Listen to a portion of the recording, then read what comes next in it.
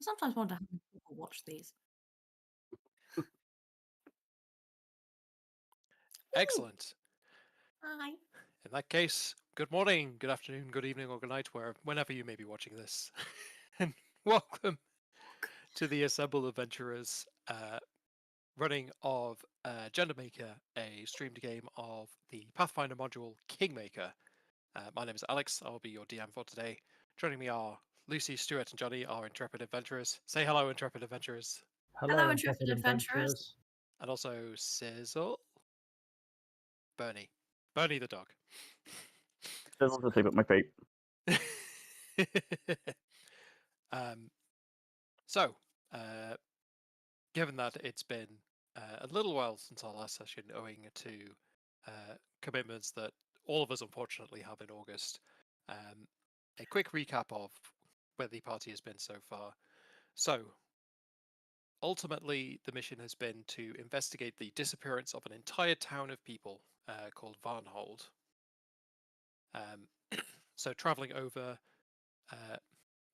far over to the east, over a mountain range where Varnhold could be found. Unsurprisingly, they found nobody there. And their investigations of trying to figure out where they might have gone has led them first to the centaur of the area, recovering an artifact for them, bought them some goodwill, speaking with the warrior priestess who leads this group of centaur, and finding that the disappearances are probably linked to some kind of ancient evil warlord known as Vordakai, a name that unfortunately has been lost to time in the centuries and centuries that the Centaur have been fighting humans and have lost their original mission. The Centaur gave a lead to a place called the Valley of the Dead, which is considered taboo land for the Centaur, but the party were given dispensation to go there and also recover a scout by the name of Zamanthe, who reported some large, lumbering, lurking shapes in that region and hasn't been seen since. So making their way through an area that they realise is relics of Cyclops gravestones, indicating to the old Cyclops Empire of the past. They made their way through the valley and have found themselves here in a little lake that is formed around the Selam River, where they were ambushed by a group of wyverns. But they were managed to be dispatched. And now the party has a chance to catch their breath and properly assess their situation. So to give you a description of the area, a jagged limestone cliff hems in the scene. A mighty waterfall rushes over the edge into a wide pool of black, frothing water. In the center of the black pool stands a massive 100-foot tall limestone pillar of weathered stone, the last lonely sentinel marking where the cliff's edge once stood in an age long past. At various points on the island's top, plumes of black smoke waft up into the sky.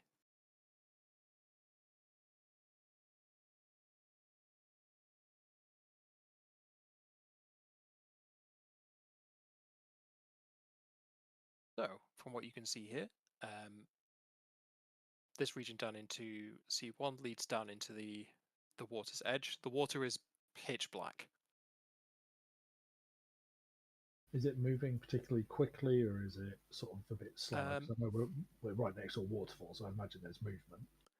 Yes, so around the waterfall it is very, very fast, but it does quickly slow down as it goes into this region.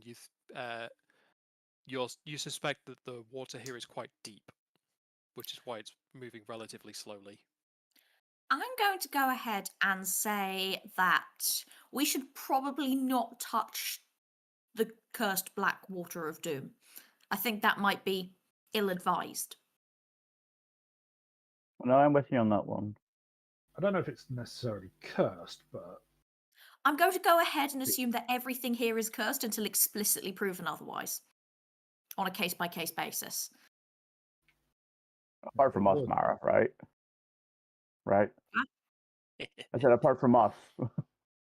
You don't think we're cursed? Well, you're not from here. Just clarifying.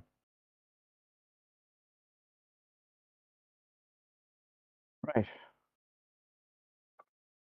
Also, cursed by what metric? I think even a small curse is probably not great, so You should tell your crossbow that.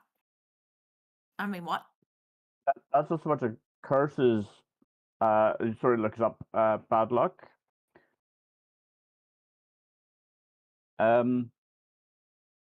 Let's see if there's any indication of where to go. I've just Yeah, had a thought. you can give me survival checks to have a look around for tracks. We Sure. should have made more Gore get the last wyvern to fly us across to the island and back. But alas, we did not.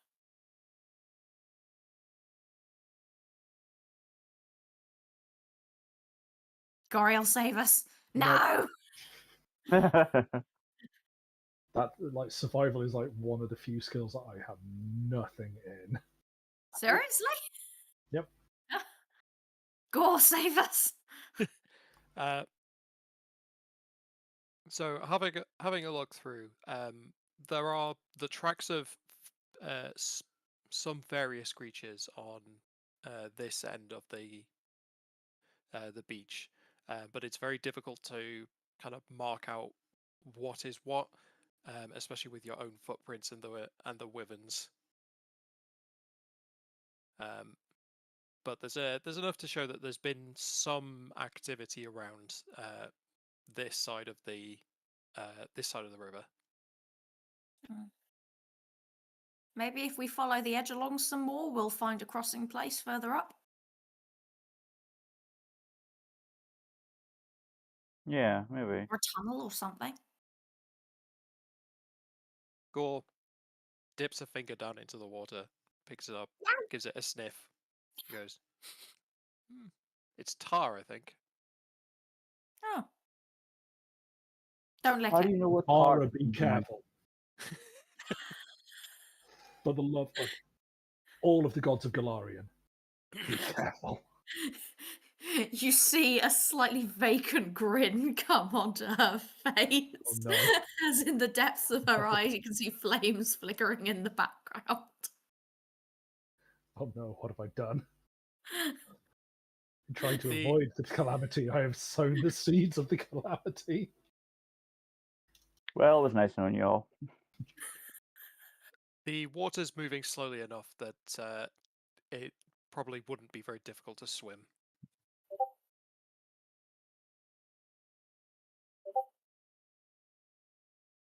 I think it would be. On this island in the center, where the plumes of black smoke are rising up, so C5 on the map there is what looks to be a cave entrance. We can't see I can only see C3. Yeah, we've got C3 and nothing else. Okay, 1 second. There we go. Oh. Yeah, that does indeed look promising. Mara calmed down at the thought of C4 as well. That doesn't exist in game, we're right. So yeah, You're an alchemist, you can make it. some points of reference for you. C5 looks to be a cave entrance that's kind of carved into the limestone. C4 is looks like an overlook platform of some kind. It's about 60 foot up on the cliffside. So the scaling on this map is weird. Yes. Guessing the squares are 5 foot. Well, on the map it says they're 90 feet. So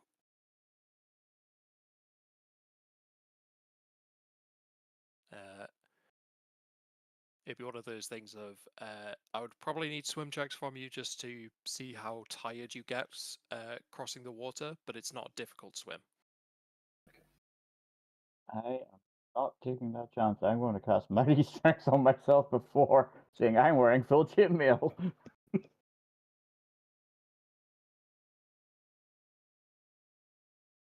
Or point over towards C5 and say, I think that's our way in. You can tell because it's the very obvious entrance. Yeah, let's. Yeah. I'm casting Mighty Strength on myself to give myself a strength buff.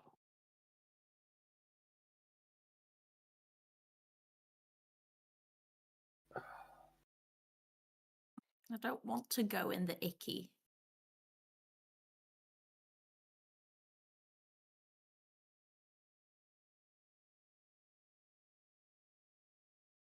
Right, well, I suppose I'd better lead by example then. Has anybody got a rope they can tie around me in case the inevitable happens? I actually do not have rope. Nope. Do I have rope? I can't run. Gore's bound to have rope if I don't. Go has some. I don't actually have rope. How much sandwich is on the rope? Does he still have the sandwich? It's actually like bunting on the rope.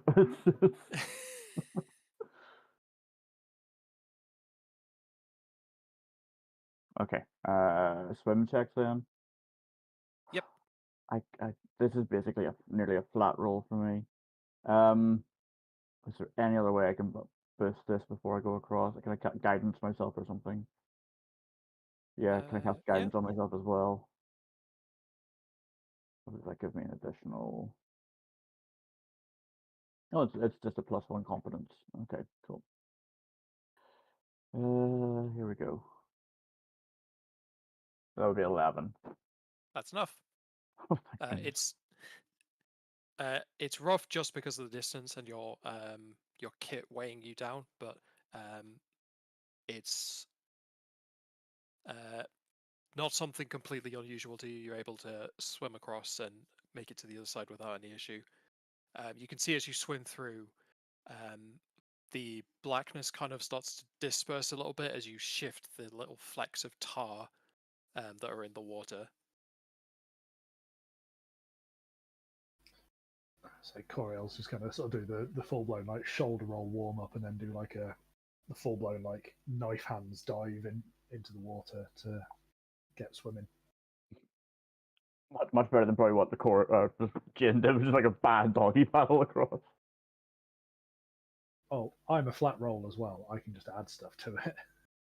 So I'm going to do both inspiration and daring do. Yes. Wait. Daring do is a 6. That means I get to keep rolling. Yes. Daring do's explode. It's Yes, great. you swim across without any issue whatsoever, apart from being wet. Oh no. Oh. Always hated getting in water. Ugh. Right, so the thing is, being from the Riverlands and all, I should be a really good swimmer. But I'm just not that fit. So we'll see how this goes.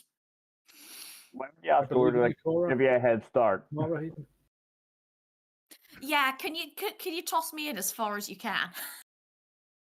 Go just crouch down and say, jump up. Thanks. Appreciate. Gore has enough to pass the swim check without rolling, so I suspect it's not difficult for him to just swim across with you on him. And again, apart from being damp and smelling a little bit like sulfur, you get across without any issues.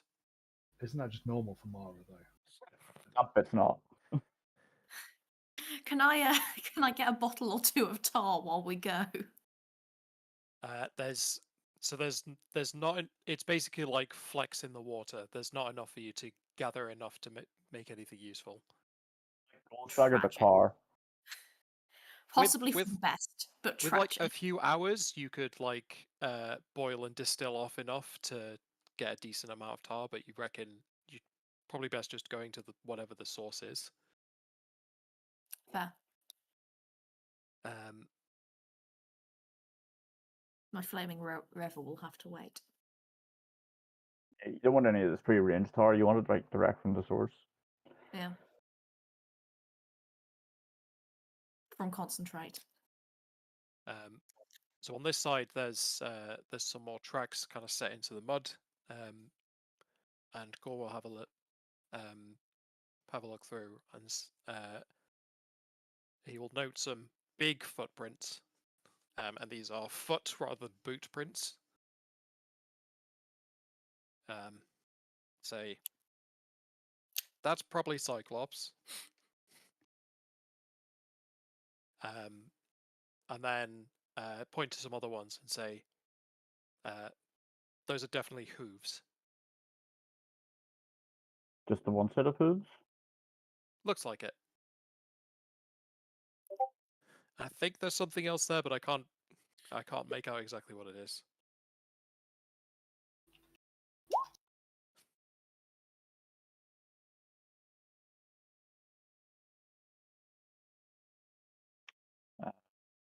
Maybe we should have a look around this island before we go into the cave in case there's anything on it that can follow us in. It looks like this is the only kind of entrance in. There's an overlook, as I mentioned, at C4, about 60 foot up the limestone cliffside.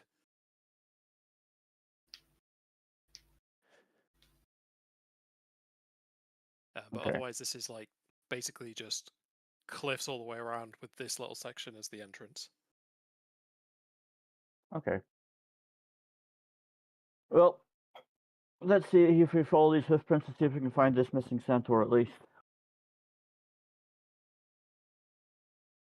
Okay, is everyone heading inside? Yeah. Do that.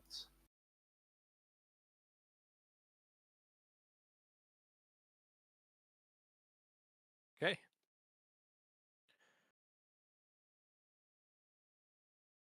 Oh well, this tiny. This map is so big and this grid is so tiny. It fills me with dread. So these are 10-foot squares. So that's why each of you are in a quarter of a square each.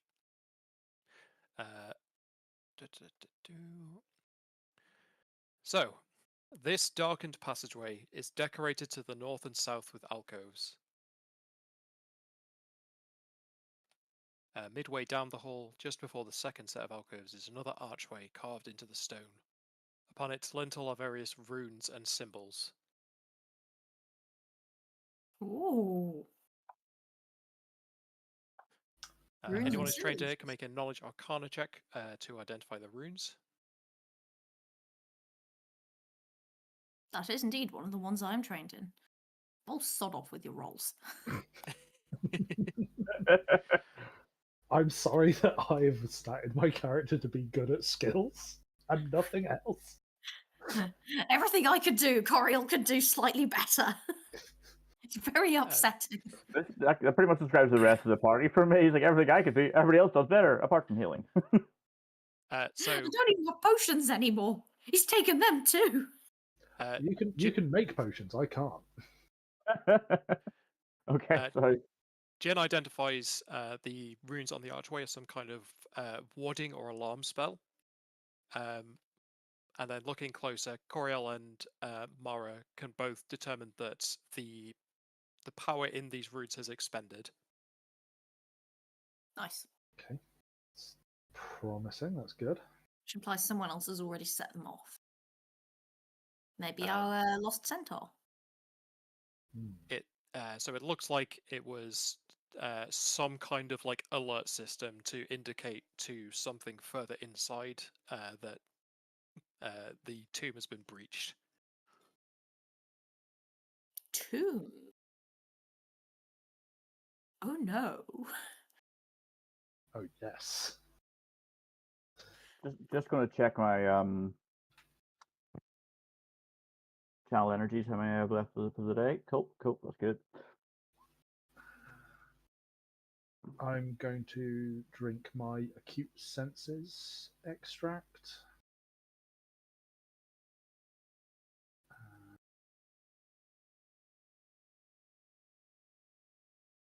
that'll do for me. Gore walks up a little further and seeing the disturbed dust left in the stone says, "Ah, yeah, now I see it. There's a third set of prints here." And starts going through and says, "So these ones are the Cyclops ones," and he points to those, and they mostly go out.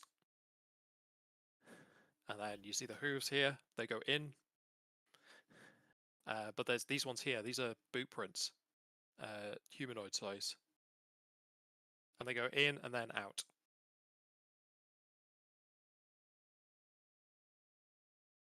But I think those ones are old. They're like, you see how the dust has started to settle back on them. That's like, this is like a few weeks or a month ago. Uh-oh. Okay.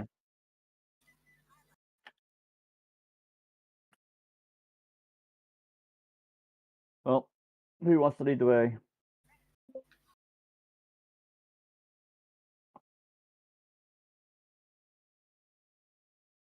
Toriel, Gore, easier.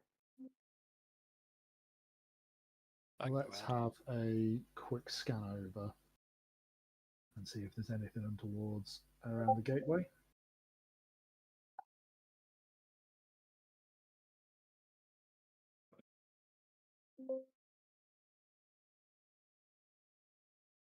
Yep, you can have a look through.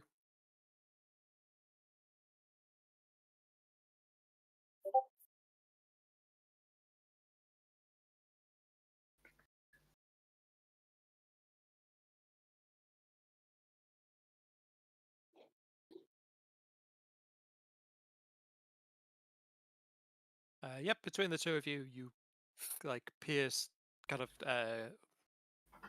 you look your way through, and you think that any traps that were here have since been triggered. Hmm.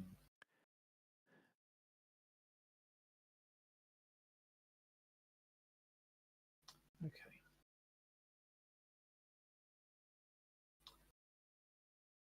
I'm going to get my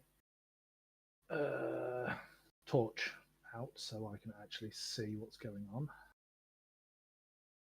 I could just cast light on you if you want. There's also that I do have, I say I've got an ever-burning torch, but light keeps my hands free, so let's go with that. I will cast. You don't wear a helm or anything. Do you want it on one of your weapons, or? I mean, I've got a bandana. Sure. I will cast light on Coriel's bandana. Okay.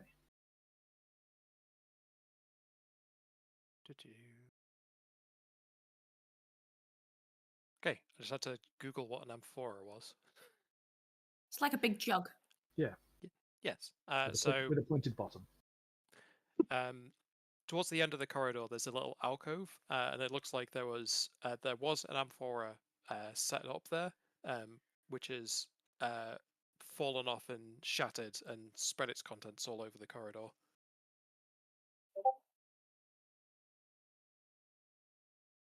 It looks like there were coins inside. Cool. Can we get the light setting on my? Oh, yes. One sec.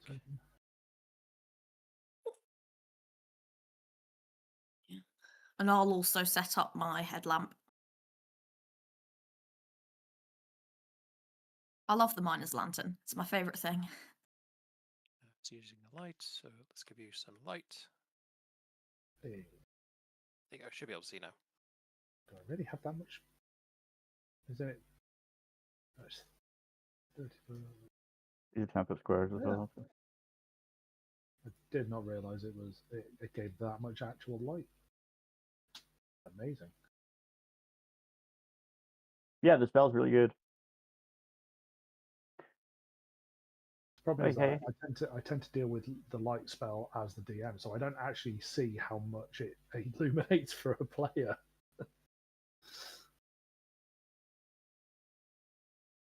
Okay, so there's the broken amphora, and it looks like there were coins.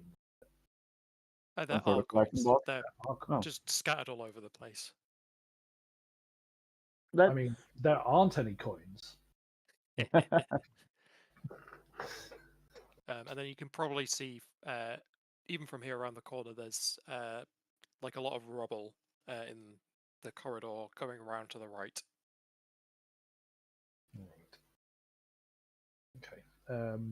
So quick eye over the coins. Are they looking? What are they? Are they old coins? Are we talking like They are gold coins, and they are very old, old and like gold? pre Earthfall old. Which for the benefit of Stuart and Lucy means real old, like tens of thousands of years. Yeah. I'm How gonna go old do you ahead think they and are, send those Coriel? too. Sorry, what was that, Jen? How old do you think they are? Real old. Real old. You can also spy what looks like it looks like a bracelet of some kind that was also inside the amphora. Might have been left there as some sort of offering or collection. hmm.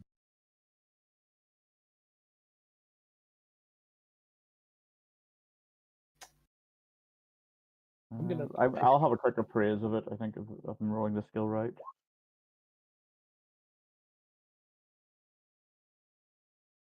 Does it look valuable or? So there's several hundred gold in terms of the coins that are scattered around. The bracelet, from what you could tell, is in the region of like 3 figures of gold worth. There's a lot of gold. I'm gonna go ahead and suggest nick everything be an exit adventure. The Depends. coins are stamped with the symbol of an eye on one side and a clenched fist on the other. Because that's not ominous. Would That's any of us very. recognise that symbology? Give me a knowledge history check if you're trained in it. No, I didn't study that one. Probably from the Cyclopean Empire, at a guess, but you don't know for sure. A singular eye and a fist. I mean, that says Cyclops to me, but that's not one of the areas I'm good in. The problem with us doing like coming, if you're saying like gather stuff as we head back out, we don't know what our path out is going to look like. Fair. Pocket everything. Pocket what? There's already gold coins missing, and Coriel's pocket's looking a bit full. Inside check. Yeah, no, start picking up the coins, the bracelet, and placing them in the haversack. Mara's doing the same, but is using a hanky and putting them in a special pouch because she still doesn't trust anything here to not be cursed, and she doesn't want to actually touch it until she's checked. Okay, there's several hundred gold here, so I will let you piece them through. And then, do either of you want to pick up the bracelet that's there? It looks like it's made of some kind of jade. Yes, but same dues with the no touchy. Okay. Should we identify this? It feels like the kind of thing that would definitely be cursed around here. Or nah. I don't have that spell pad, so probably nah. I don't have that spell either. You can Does try it and look? identify with a spellcraft or knowledge arcana check. Could I try knowledge arcana just to see if it looks generally magical or not? Yeah, sure thing. Yes. You are confident there is no magic of any kind in this. Excellent. Yoink. As you do Or pick like it up, you shakes it a bit. Nah.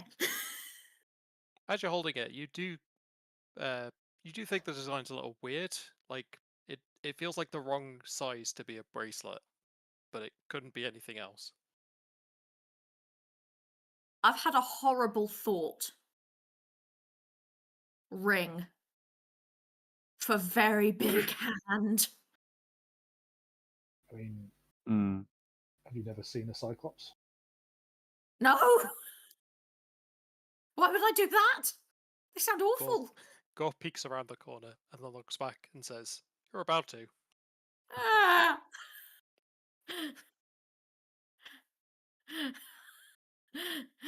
Mara Body's steps head. back to stand with Jin.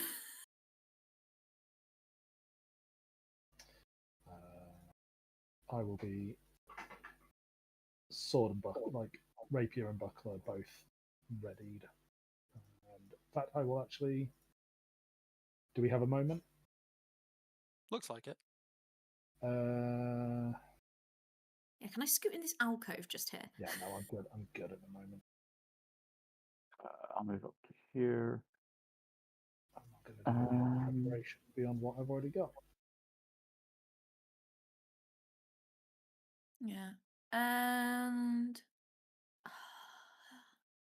do we want to assume that this is going to be nonsense? Probably.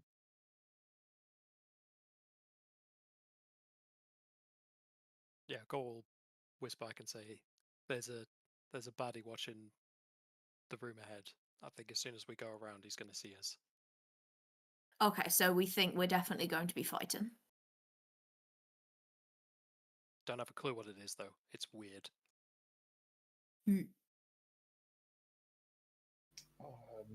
Coriel's going to sort of sneak up and poke head round, like just poke a little bit round the corner, enough to just see, but try and stay hidden.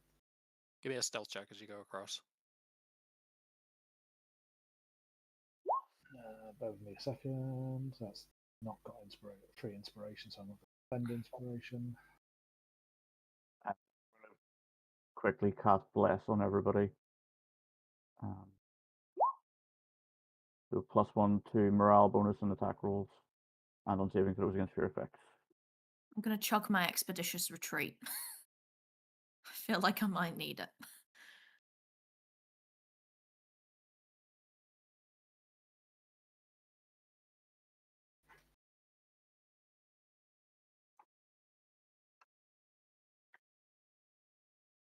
Okay. Show me your inspiration roll, Coriel. Oh, I'm not doing inspiration because I don't get it free on stealth. Okay. I'm not. I don't want to blow all of my resources for the day in one go. So you peek around the corner, and there's a few things you can spot immediately. So Gore will shift back so you can.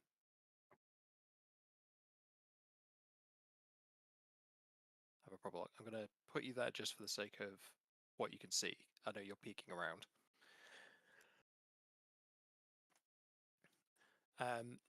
So there's a big room at the end of the corridor, at the edge of a large pile of rubble in this corridor. And you, looking across into it, you can see the corpse of a Cyclops, kind of slumped where it lies, in the center of the room, along with a set of rubble that kind of scatters across the floor. On the other end, the far end of the corridor, is some kind of creature that has a vaguely humanoid shape, a horse's skull for a head, and large carrion bird wings, and it's carrying a longbow. I would like to drink my mutagen, please. And also my shield potion. As you look across, you see it raise its bow and draw. Okay, do I get a knowledge check to identify? This would be knowledge planes.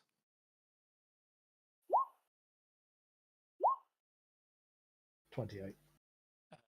That is enough to know it is a type of daemon, a specifically called a leucodaemon, This is a creature that serves the Horseman of Pestilence. Okay, that sounds friendly. Wait a minute, when you said there was going to be no pestilence. I They likes lied. us. It has noticed you. Please roll initiative. It is engaging in combat instead of running away. Wow. Biscuits.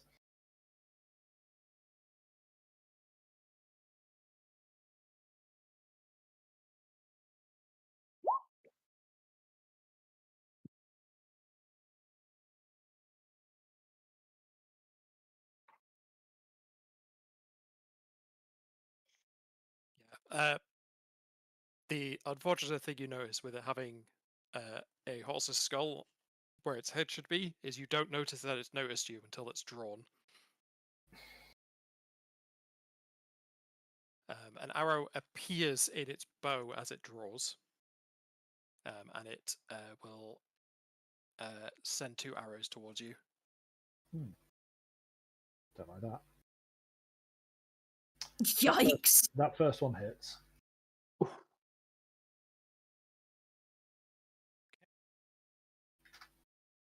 So one impacts into the wall ahead of you, and the other one hits you.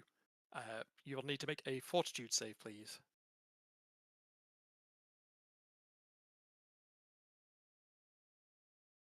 Clutch. You you can tell immediately that this creature's arrows are infected, but you're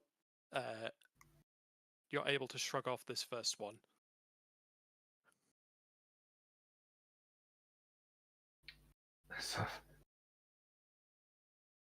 So tempted to sort of Monty Python. It's like, message for you, sir.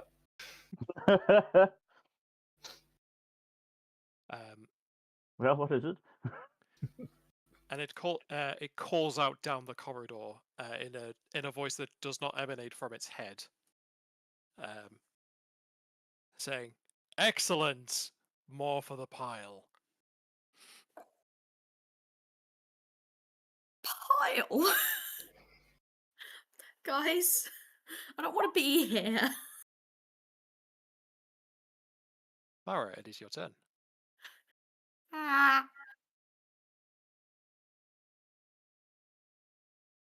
I can't see him. Where is he? I can't say it either, but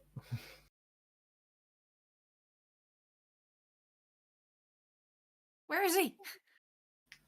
around this corner. Ah. Is it on the map? Because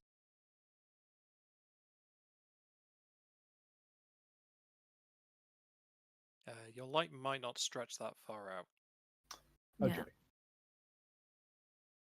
because I think you're on about 60 foot. Yeah, no, my vision sort of ends like here.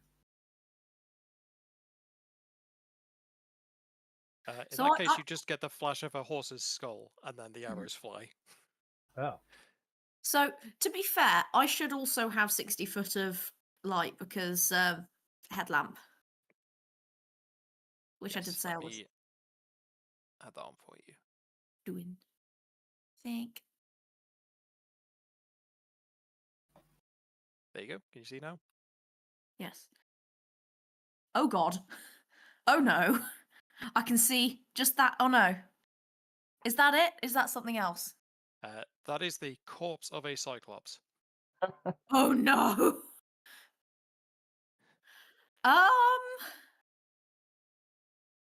Well, It looks like it's been rendered non-functional by some mixture of blunt force trauma and some precise stabs. yeah. Well, I can't find it. And I would very much like for it to not murder us all before we could even see it. So I'm going to do a thing.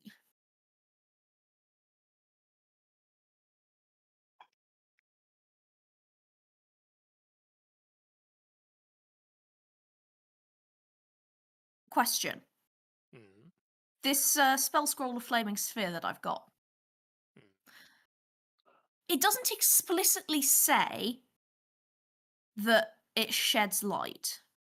Oh no, and illuminates the same area torch. It does. Excellent. I'm chucking a flaming sphere at it and hoping for or at where I think it is, and then hopefully that'll light it up so we can actually see the thing. Bad word almost came out. Where are you aiming it? Roughly where did the arrows come? Up, down, straight ahead. So it rolls. So if you mark out a starting point for it, and it'll roll in that direction. Cool. I'm gonna start it off sort of here. Oh, there he is. I think I can just see the edge of him there. And yeah, I was sending it straight ahead on the basis that that's kind of the only angle he could have shot Coriel from. I wasn't expecting him to be that far back, though. Yeah, and it can only move 30 feet, so it won't actually hit him, but now we can see him. And then with the rest of my expeditious retreat movement, I would like to run back around the corner. No. I helped. I'm out. Your turn. Coriel, you can Yeah. now see. You may wish you didn't. Oh, actually, just before your turn starts, Coriel, you hear a thumping sound of something hitting hard against stone from the north end of the room that this creature's in. Goodbye, flaming sphere. Okay. Well, I'll get you for 8 minutes, but...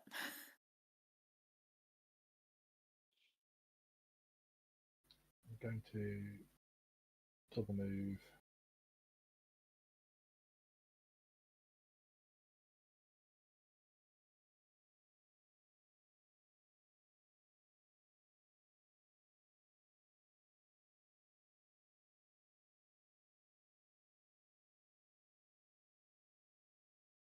Double move so I'm here and just kind of like try to present like be a moving target that's going to be difficult to pin down, hopefully, and pull it out of the alcove it's put itself into. So on a quick look around, you can see the area south of you. It looks like something, and your guess is probably that Cyclops corpse broke into this room from the little alcove it was in. And given the sound that you just heard from the northern end, you suspect there's probably one breaking its way through to get through as you speak.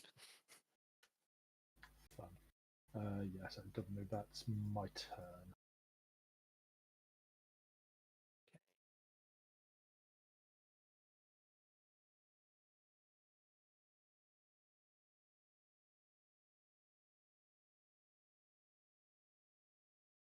Because just start rushing forwards. Over to Jin. Cool. Jen is going to go 5, 10, 15, 20 to here. I can't. Have I stepped there? Can I see it? Okay, that appears to be just blackness in front of me. Because you don't have your own light source. Yeah, there's like a black pot there, so for some reason. I'm going to. We have 20, 25, 30.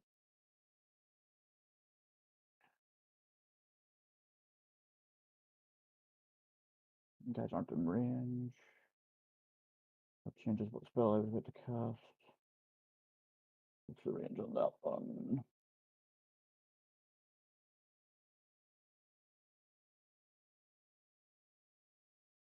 Cool. I will just cast divine favor on myself then, giving myself +2 luck bonus on attack and weapon damage rolls for every 3 caster levels. So yeah, +1 for every. Yeah, so I make it a +2. Jin just starts magic spiraling around them.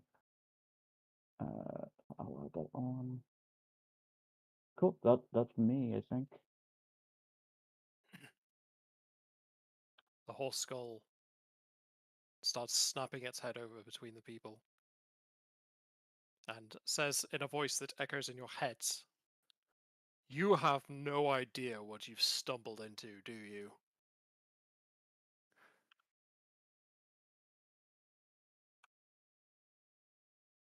As he spreads his wings and flies.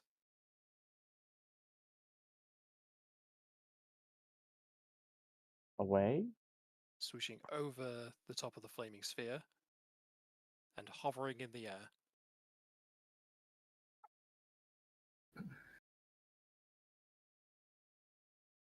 That doesn't seem fair. I think my prayers to Pharasma get a lot louder at this point. Jin has given up on all subtlety. That seems to catch the creature's attention as it snaps its gaze over to you, Jin.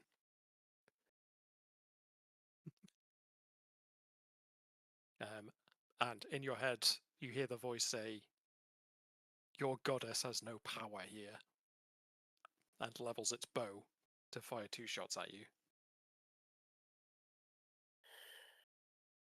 I don't like it.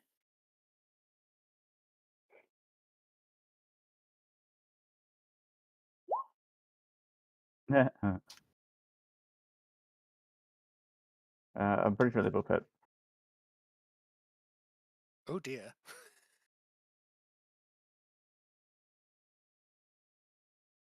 So the first shot will hit for 16 piercing damage, and you need to make a fortitude save. Okay. And if a 19 hits you, then that crit confirms. So 2 fortitude saves, is it, or just the 1? 2. Cool.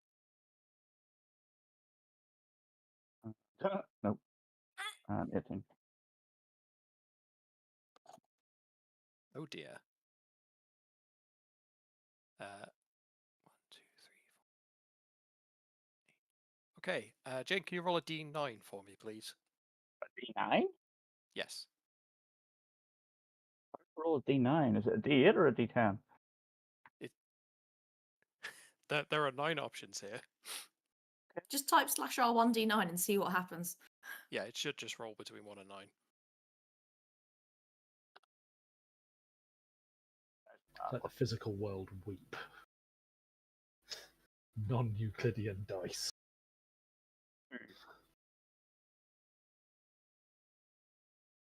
Oh dear, you have contracted the bubonic plague. Oh no! I feel bad.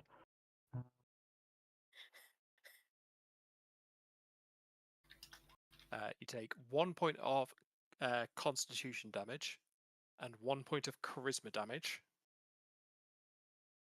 That could go up to 4.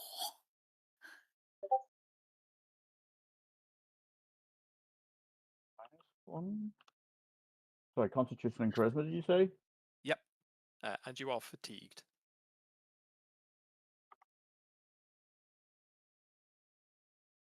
Yeah, Jin looks rough. Jin looks very rough. My next spell might be healing.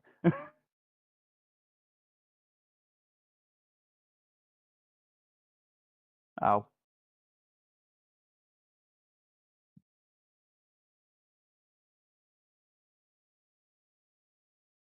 And that's his turn.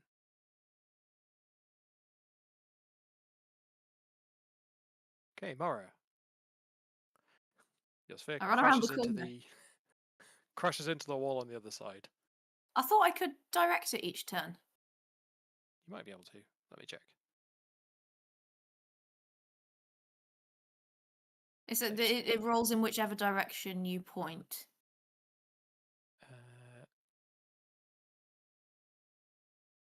Moves as long as you It activate. moves as long as you actively direct it, which is a move action for you. Which I'm using to get around to actually see what I'm doing. You can For the sake of 3d6 fire damage, let's be honest, it was mostly here to cast light. It has achieved its purpose. So you We can see the horror. You can use your standard action to do another move action instead of anything else. Okay, but consider, I don't want to do that. Okay.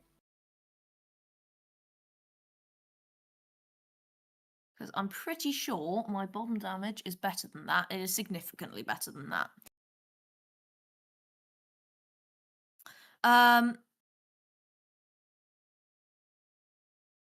Yeah, I'm going to use the power of infused ammo to fire a bomb at it with my slingshot. If I miss, I don't get the splash damage, but oh well. I will try not to miss.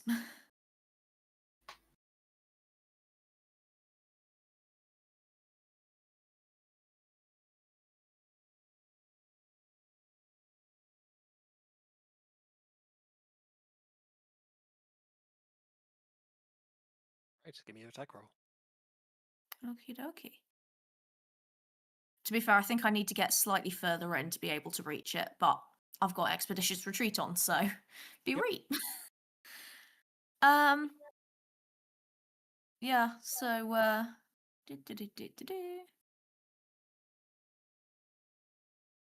Oh, 18 to hit. It crashes into the ground nearby. Yeah. Unfortunately, you miss. Yeah, I thought I would. That was such a bad roll. Its touch AC is more than 18. Oh yeah, it's touch AC. Oh, my bad. Then that is a hit. My bad. He takes 15 fire damage and dex save? Reflex save, not dex. Dex isn't a thing here. Okay. You could tell immediately from the flame spreading over that it has some resistance to this. Rude. Rude. Wait. Yeah. Very rude.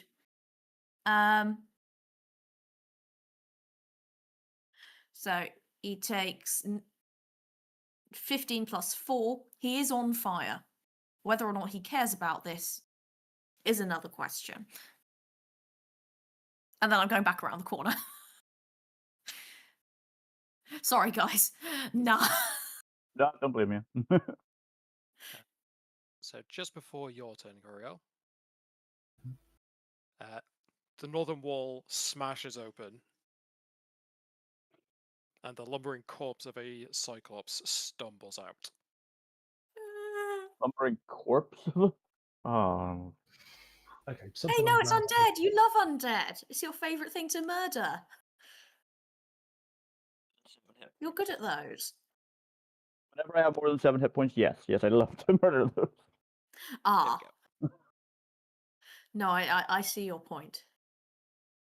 There we go. Also, Your turn, maybe on a Goriel. plague. Okay, that thing. Cool. Gonna move up. I'm gonna study Cyclops that's just shambled in.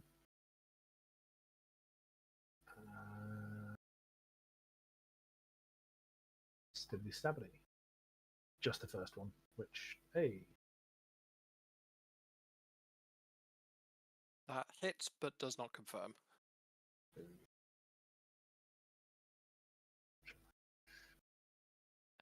Have you added your Piercing bless on damage. that, by the way, as well? Pardon? I cast bless on everybody earlier as well, so it's plus I've got 1 that. to your... That's factored in. So minimal damage. You aim a very precise stab into the creature's heart, and it appears to be mostly unfazed by that. But you did some damage. Good job. So wish that had done more. I can't fight the thing in the sky. You're like, man, if that thing wasn't dead, I might have killed it.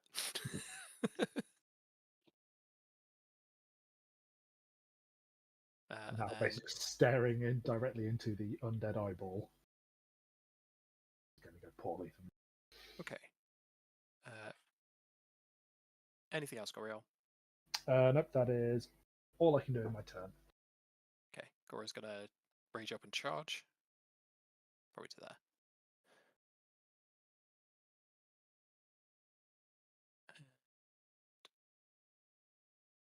Let's go for that one.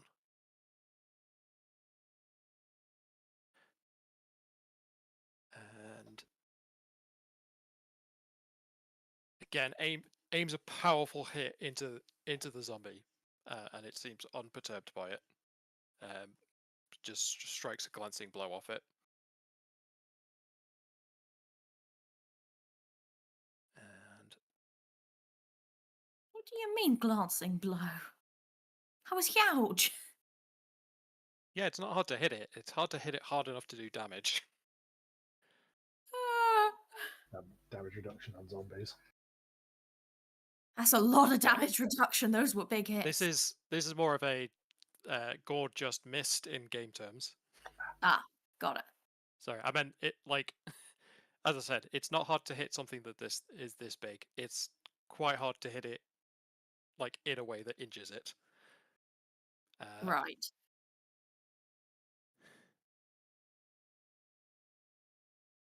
And it's gonna raise up both its fists and slam down at Coriel. I would like to parry. Okie doke.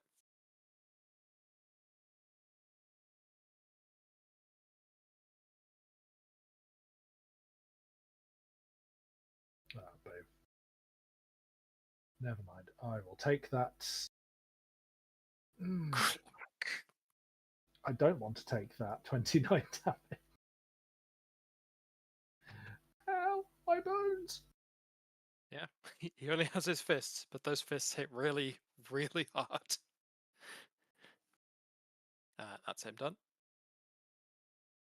Jin, I'll need another fortitude saving throw from you, please. Just the one or two? Just the one. Oh, okay.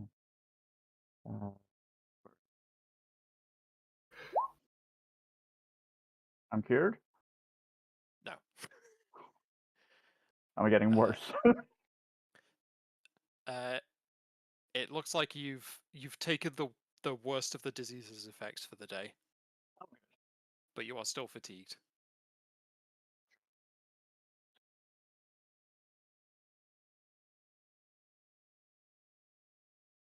Can't survive another attack like that, and I need to heal, and I might as well heal everybody.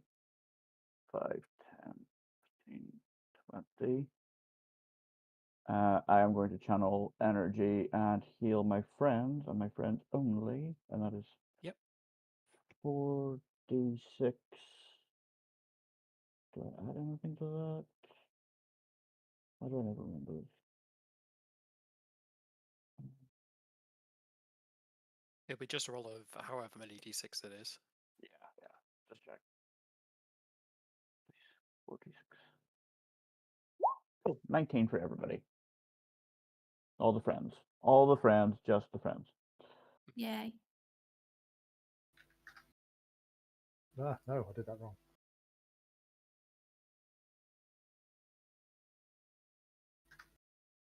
That is more than I had. I feel better. My bones hurt slightly less. I'm being very brave about it. Yeah. Hopefully I get a chance to cast more spells and more rounds of combat, but Anything else for Jin? no.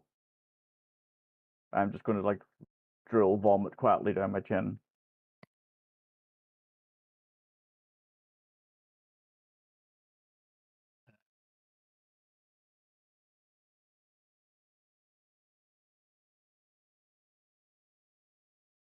Let's see, what's our demon? Our daemon gonna do?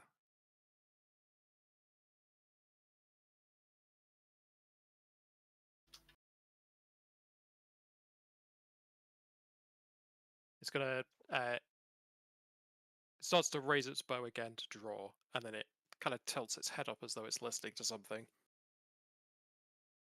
And then says, he doesn't want you dead quite yet. I'll be seeing you soon. And winks out of existence.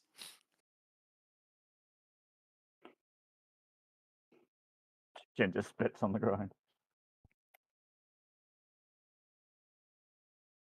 Your contamination risks. Stop it. As he teleports away. But I put all my buffs on. That's why I No. didn't cast all my buffs. I'm gonna need a nap soon. Okay, over to Mara. Ah.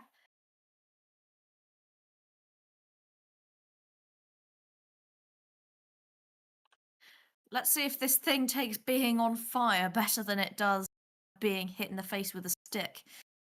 I suspect the answer is no, but we will find out.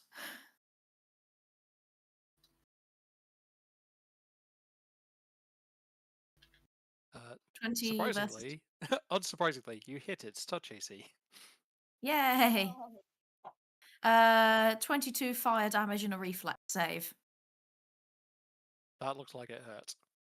Oh, good! And its reflex save sucks. Cool. That makes it 30 fire damage total, and it is on fire.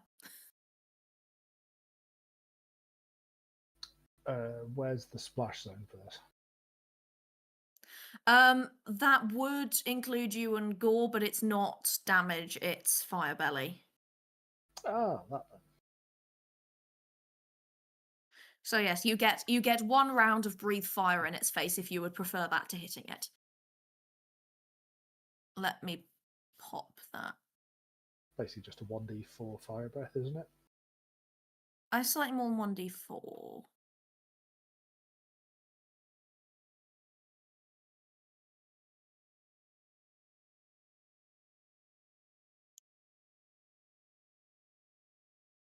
Oh no, it is 1d4. That's quite pants. And Better it's than at the splash first damage. level. It is better than splash damage. That's the most important thing, is that it is not splash damage. It's a minute of fire resistance, so I will welcome that.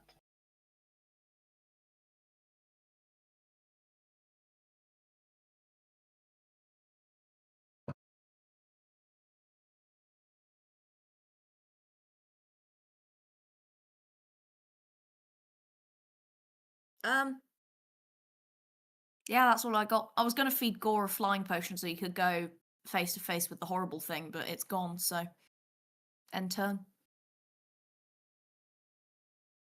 Okay, over to Coriel. I will.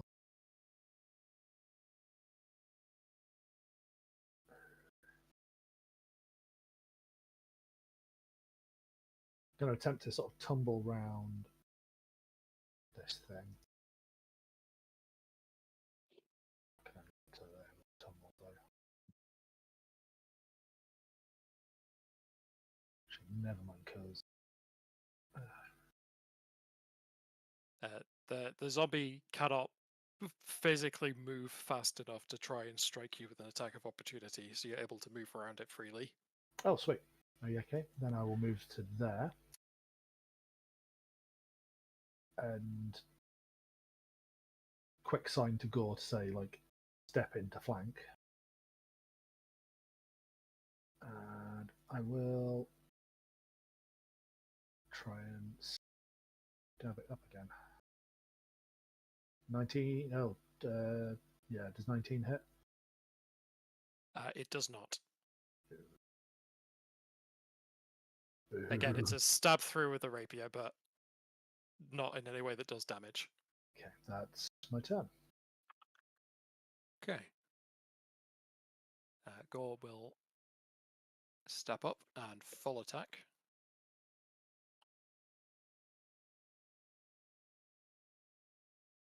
So hits with both of those.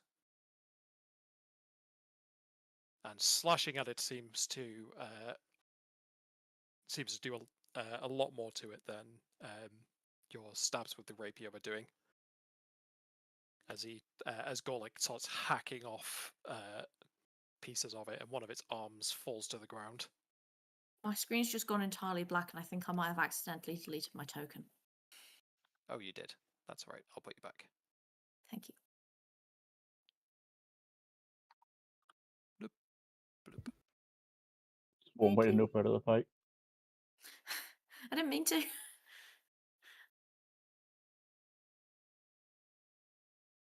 you go. You should be back. Yay. Good shot, go.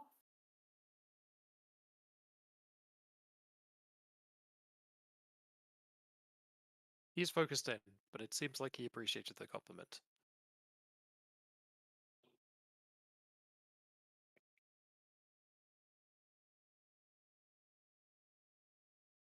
The zombie lets out a rumbling, decaying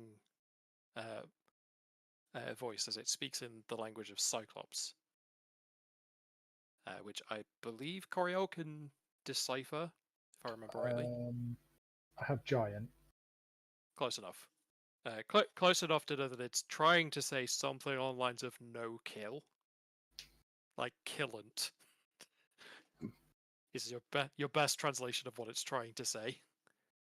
So like somebody who speaks German trying to translate Dutch. Something like that.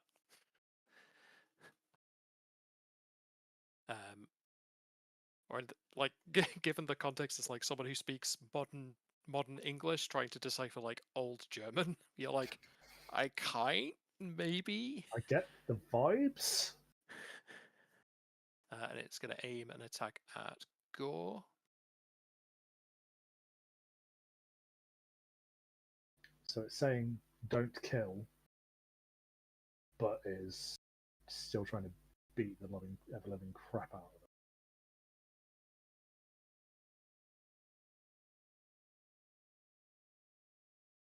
See if that hits him. Does this feel like a disconnect between mind and body kind of vibe?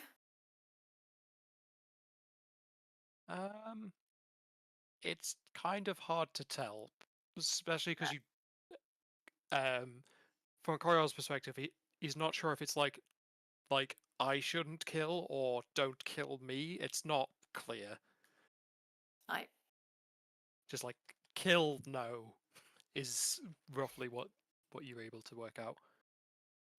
So Gore takes a pretty hefty hit from that.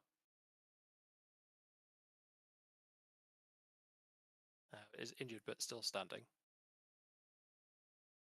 And over to Jin, because that's all he can do. Oh, and I need to roll his on fire damage. Mara, can you roll a d6 for me? always. 5. And after sending his hit across, that's enough strain for the body to just collapse into a flaming heap. Also, Stuart, if you're saying anything, you're muted.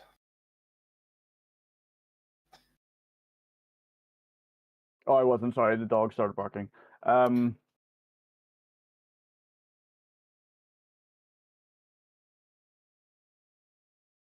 Cool. I think given that they're both now on the floor, I think Jin's going to have a little sit down over here. Yeah, there's kind of a pause, and then after a while you realise that there's no further threat in this room. Coriel is going to looks like start limping away from the Cyclops. looks like the Daemon teleported rather than turning invisible. Okay. We've got door here. Door here. Cave entrance here. Hole in the What do walls. people think? Do we think this is defensible enough for a sit down, or do we keep poking?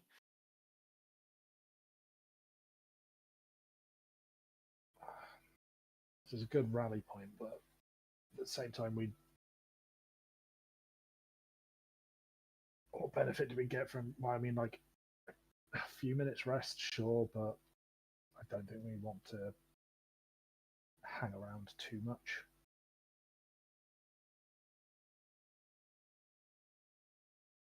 Oh, we should. If that demon can teleport, we probably don't want to linger in one place too long. Yeah. I am running low on spells, but not completely.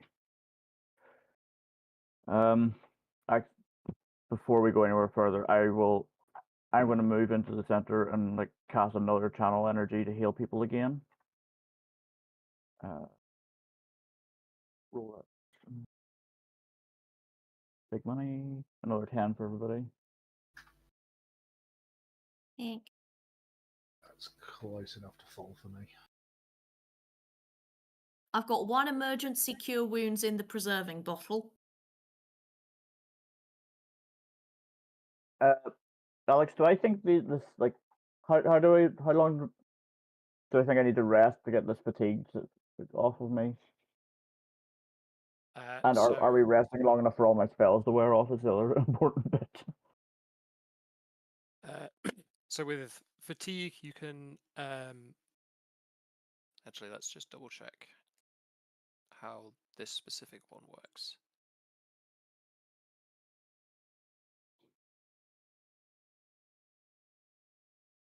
I haven't anything that will remove this illness from me at the moment. Not without taking a proper rest. So with a lesser restoration, you'd be able to stave it off until you need to make the save again the next day. I'm with that rep, so I'd have to have a rest.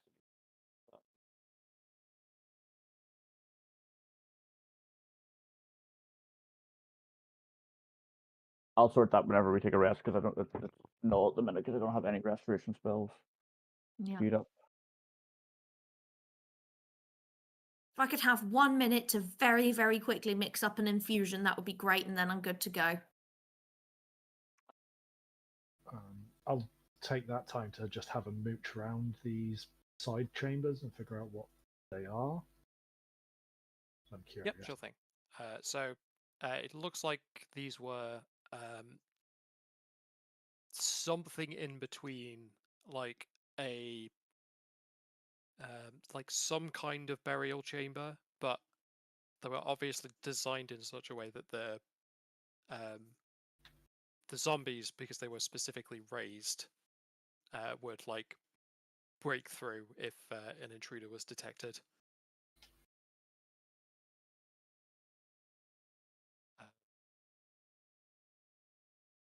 So the one that was already dead when you arrived here, you take a quick look over and you can see that the wounds are pretty consistent with a centaur basically beating it to a pulp in a good fight.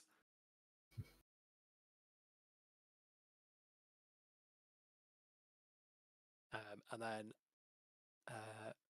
looking through the eastern chamber, you could see that there's a door mechanism that's been hidden fairly well, but between the flaming sphere's light and your keen eyes, you're able to spot it pretty easily. Okay. I imagine that chamber is also very charred right now, Yeah, I would say so. given that there's probably still the flaming sphere just churning away in there. I can get rid of that if you want. Maybe. Yeah. I'll dismiss the flaming sphere. Blink. Very sad to have used it, but we needed to see what we were fighting. And it was the best thing I could think of at short notice. No, good shout. It had potential. So there's a door mechanism. Yeah. In here. Is there a chamber that the other Cyclops crashed out of? So it looks like the southern one is the one the dead Cyclops came out of. Yeah, but no, the northern and the northern one is the one that attacked you came out of. So is there a chamber there? Because there is a chamber, but it looks like it just leads to solid rock. Fair.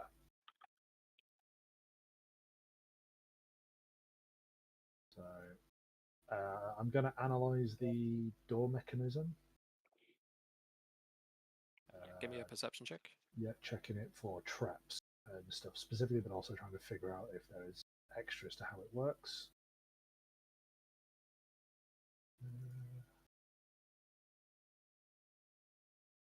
Yeah, I'm happy with that. Okay. So paying close attention and listening through, you can hear the sound of moving water off in the distance somewhere behind the door. You're confident there's no trap to it. It looks like it's been kind of specifically designed to be hidden rather than trapped. Cool. And it's easy enough to figure out how to push open once you've noticed it. And it doesn't sound like it's like water rushing up against it, so it's not like it's going to flood. No, it's in the distance. Okay, cool. Right, I found the door out of here, folks. Oh, Oh, good. 3, 2, shove.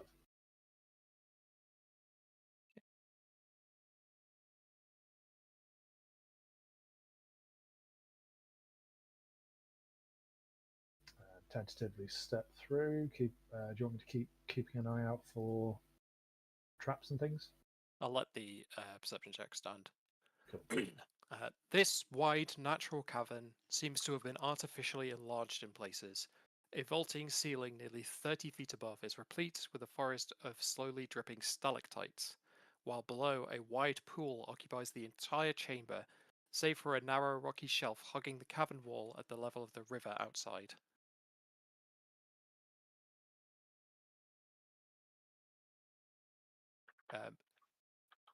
So, almost immediately, Coriel, you can see that there's a series of steps that lead down into the water.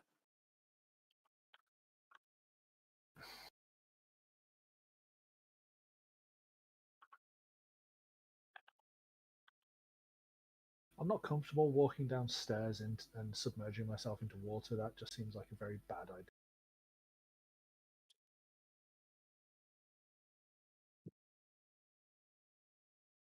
Yeah, there's no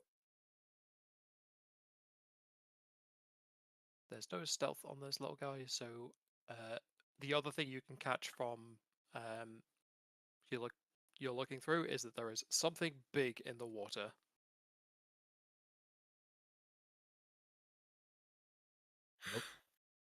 Nope.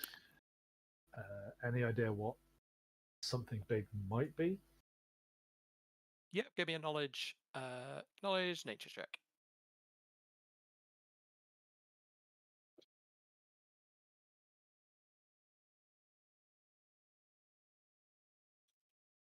You catch sight of it as it swims around through the pool. It is an Elasmosaurus, which is a type of long-necked aquatic reptile. oh dear. They usually found in the ocean, but there have been reports of ones that have been sighted in rivers. Yeah, in the River Kingdoms.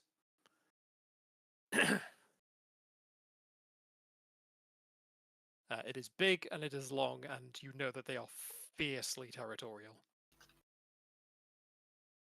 I will relay that to the group. Oh, those are the horrible monsters that my ma told me would jump out of the river to eat my entrails if I didn't do my chores. Let's not bother it. Do we think it just regards this cave as its territory, or do we think it regards the entire river as its territory? Because if it's the second one, we might struggle to get out and swim back to shore.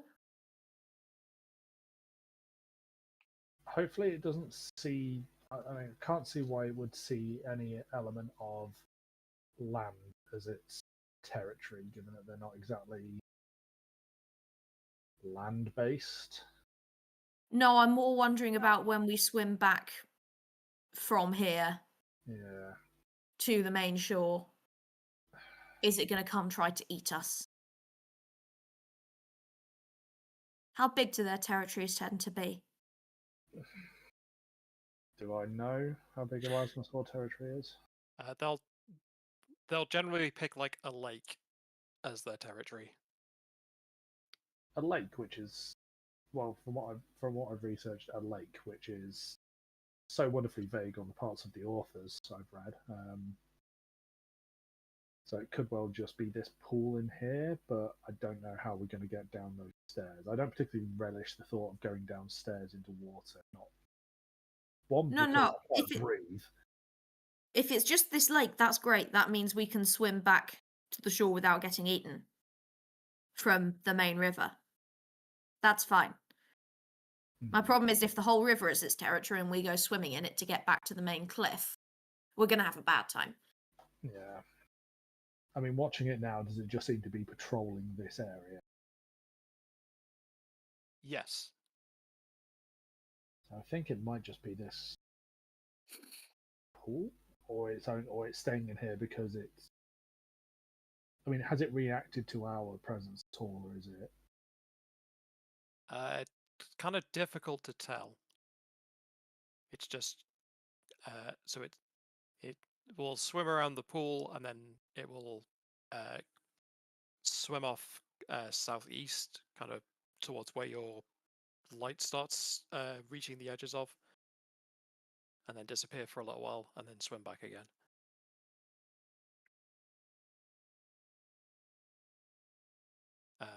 The other thing that you will notice, Coriol, from your perception check is that there are some skeletal remains at the bottom of the lake with something that catches your attention.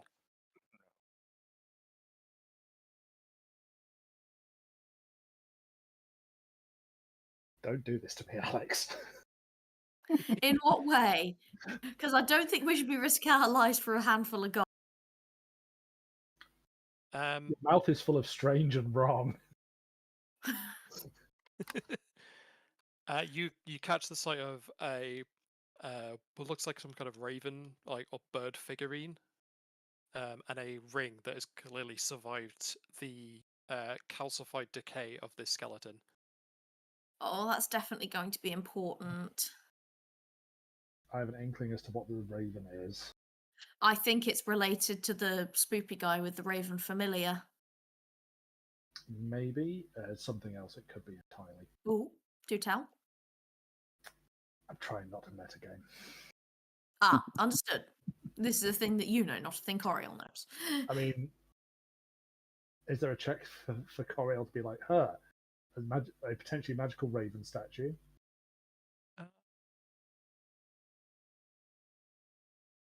Cast exposition. Knowledge exposition, yeah. Yes. I figured it was of historical or religious significance to whatever rude wordery is going on here.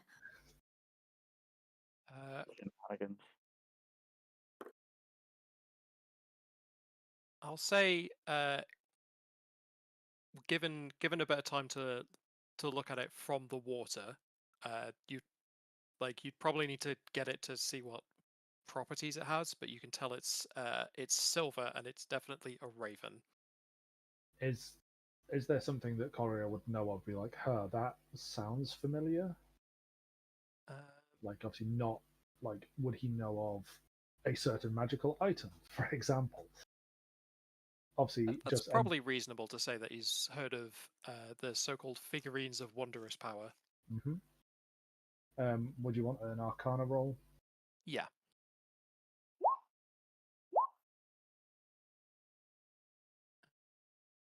Hard to say without knowing for sure, but you're pretty sure there'll be some magic in there, because otherwise it probably would have been eroded. Yeah. Oh, there's things at the bottom of the pool that I want to look at, but that thing's in there, and I don't swim brilliantly. I'm much faster and harder to kill for another couple minutes than I usually would be. But are you a good swimmer? That's the issue. Okay, counterpoint. We tie a rope to my waist. I pick up a heavy rock. I go straight down. I drop the rock. You pull me up.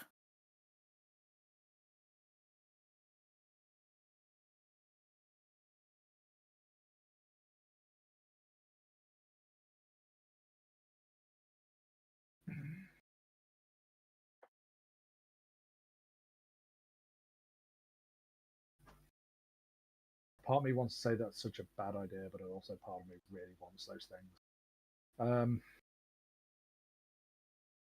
I can cast freedom of movement on somebody if they are going into the water. Aren't you running out of spells? Yes, but none of my spells that I have prepared are going to help much anyway, other than this freedom of movement.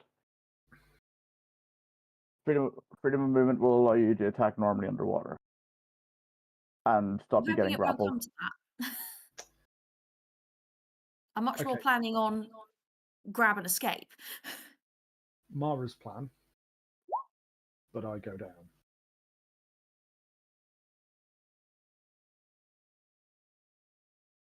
I can understand that right now you're quicker, but if push comes to shove and that thing does go for somebody going into the water, do you really want to be the one that's in there potentially getting hit by this thing, or I'm really hard to hit right now. And you can see she's got the magical shimmer of a shield on her and is all grown over with what looks like natural armor. okay.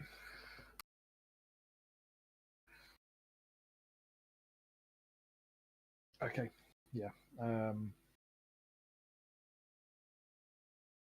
Get the rope, like share the rope with Gore. Do you want me to make a super secure knot or a knot or a quick release knot?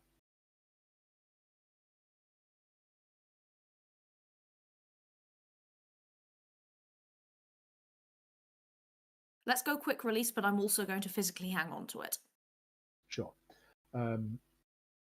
Alex, profession sailor check to do knot tying. Yep. All right.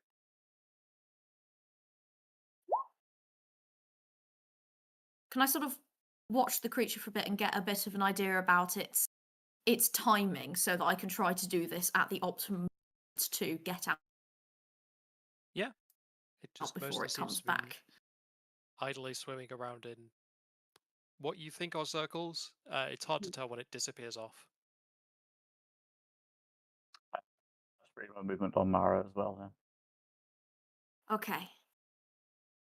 And how far in the lake is the shiny? It is. So it's 30 foot deep. And it's 30 at the foot bottom. deep. But how far out from the shore? Let's see.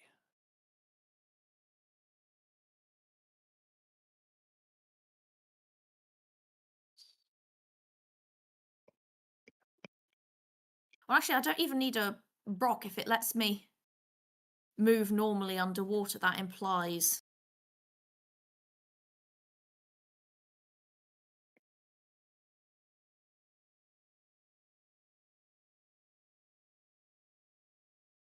If it says move normally underwater, would I then no longer need a swim speed?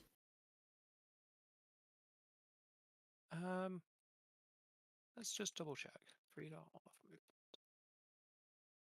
Because I'm real fast right now. I think it'd be a case of you could literally just drop down to the floor and just walk and be. That's what I'm going for. Yeah. Yeah. Okay. I'm gonna, when I tug 3 times, pull me up.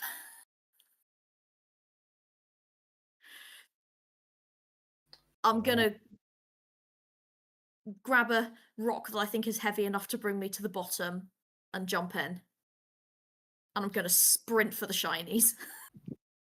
I will brace on the rope with Gore, so if Gore needs to make any strength checks, I will aid another. Okie doke. I'll be ready to heal or anything that needs done.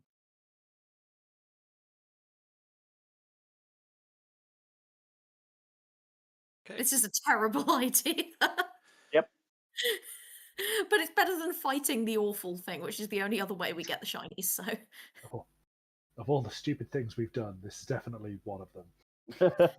This is definitely not the stupidest thing Mara's done recently. So I you've think got that belongs This to will be down the round chimney. 1. Roll a d20 for me. Anyone or Mara. I don't know if that's good or bad. It's something. Okay. You start sinking your way down pretty fast because of the weight on you. And before long, you can't see more than about 10 feet in front of you because of how murky the water is. But you very clearly on the first round hit the ground. Cool. You can move normally, but you can't breathe. That's fine. I'm hoping to not be down here for very long. I'm going to walk straight forwards because I'm pretty sure that's where the thing is. I can see. Oh god, they're counting. Oh no. that's fine. Do you have your miner's helmet on, and is the light source protected from water? I don't know. If I thought it was waterproof, I'd be wearing it. If not, I'd have asked for a cheeky light cantrip. Yeah, I'll have said you can do that. So you're shedding light in the area, and it is mostly illuminating how murky this water is. Am I able to find the shiny? Give me a perception check. Okay.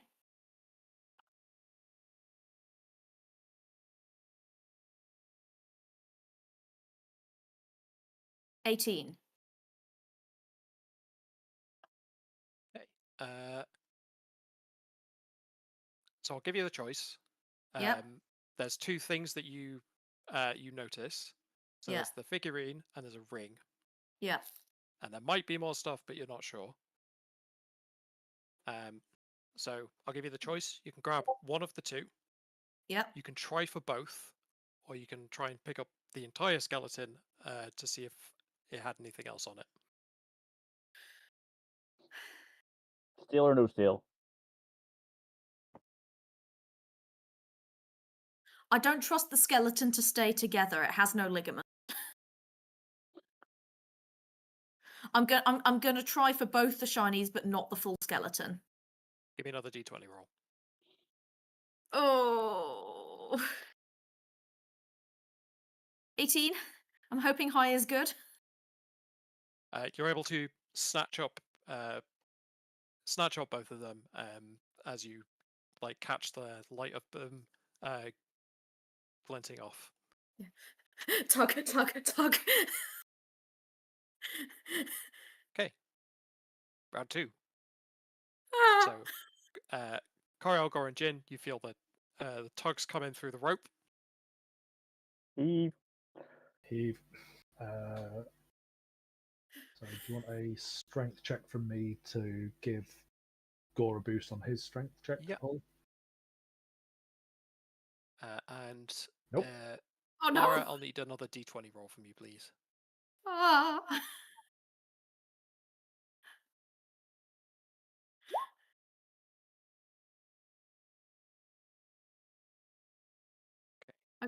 I regret every decision that has led me to this moment.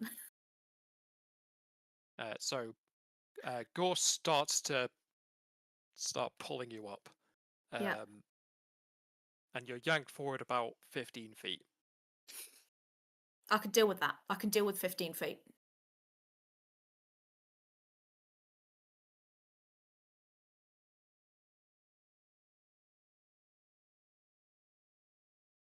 Keep pulling. But from above, Coral and Gore can definitely see the Elasmosaurus swimming back in. Yep. Yeah, that's fair. Okay. Now we'll do round number 3. So strength checks from Coil and Gore, and then a final d20 from Mara. Hooray! Just enough to give a boost to Gore's strength check.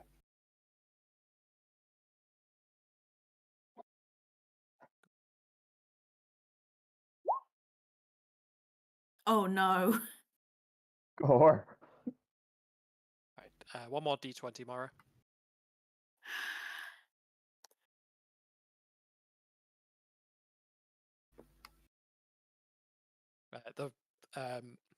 As Gore's holding up, the rope slips out of his hands, and he quickly grabs it to stop you from dropping down any further.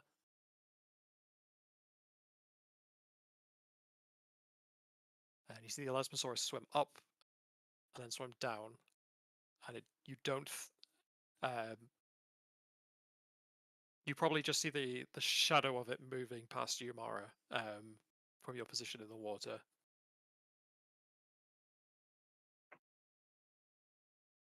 Okay. So one final check for Gore and Coriol, and one final luck check for Mara. You keep saying final, but that's dependent on how well this goes.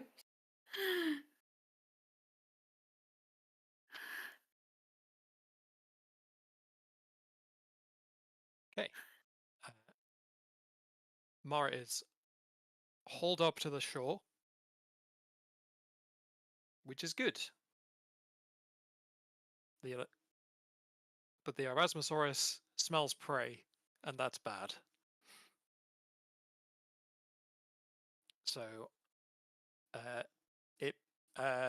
it swims up to the surface, poking its head out of the water. And you can see its eyes lock on, and it starts to rush forwards with a roar. So what we're going to do here is we're going to stop just before we roll initiative, and we'll take a little break for people to get some food in, get a stretch in, all that good stuff. I'll make this a 15-minute break, so we'll be back at 2 o'clock. And then we all just run. We don't try to fight it, right? We just run. Very, very fast. I mean, if it Wow. eats me, it's going to be very sick, so. Righty, we'll head off and we'll be back for 2. Fine. Why did we do this? Shenanigans? Yeah.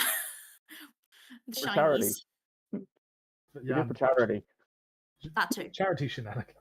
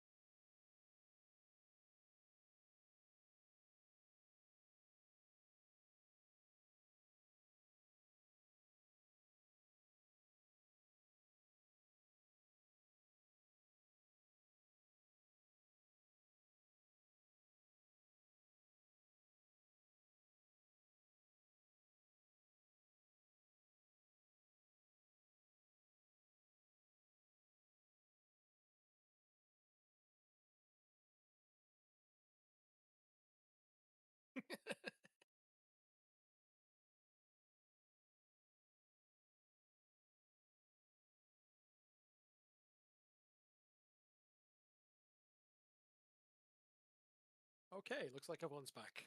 I'm just regaling the party with the fun tales of what Pathfinder 2nd Edition is expecting me to put in these encounters.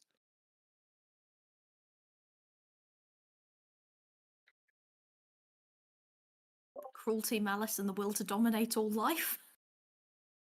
Daemons are scary. They're really, Yeah, they really, are. really scary. What level is this? Is this area aimed at?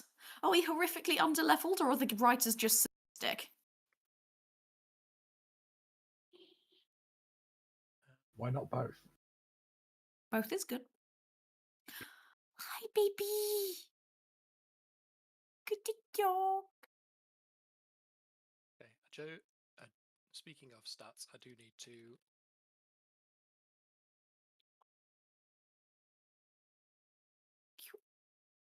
be using the wrong stat block. Oh no. There we go. This is very, very good news for you because although the creature is technically a river Elasmosaurus, it's using the stat lines of a regular one. By which I mean it's CR7 rather than 11. Oh, okay. Thanks, Alex. I guess. You're welcome. Why? Just why? Do we owe What do you we do money? to deserve this, besides make poor life choices? How have As we a- wronged you, Alex? What have we done? Like I said, I'm using the smaller stat block. And we appreciate that. However, the question remains.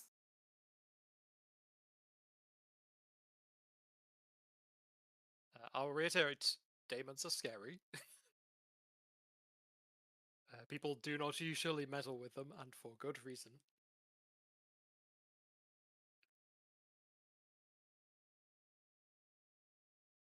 Okay, as people come in, can you please roll initiative as the Elasmosaurus has spotted you and is swimming towards you with lethal intent? Just run. Just run.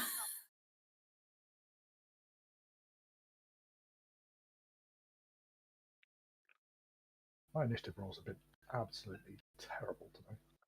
I see I've used my The one good important initiative thing roll is- for the day. It was more than 8, and that's what matters. Mara's I going don't to like think- I pretty don't much think like Raiders the Erasmus. Mara's just going to leave a smoke cloud at this point because freedom of movement should still be active for like, the next hour. Why is the Elasmosaur turned into a tortoise thing? I mean, to be I fair, did- freedom of movement doesn't give me any additional. Oh yeah, That's true. the picture they use for it for some reason.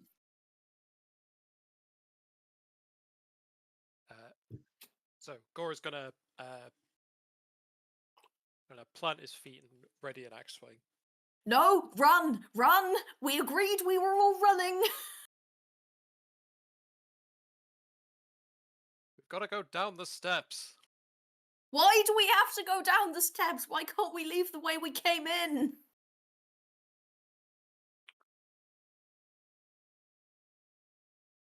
We can't just leave the centaur here. She's gonna die. Is she And not we already dead? promised we'd bring back her weapon if she was dead. Uh,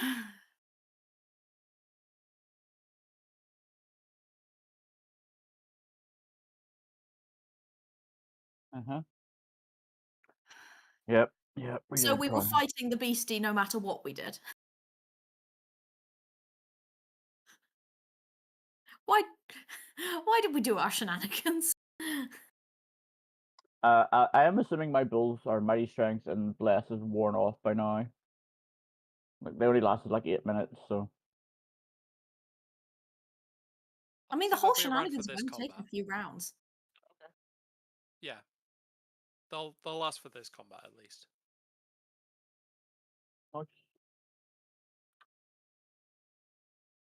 Okay, over to Jin.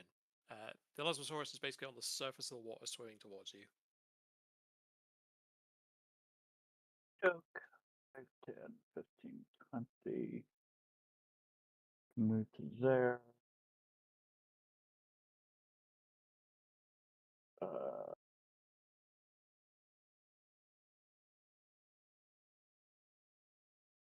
I am.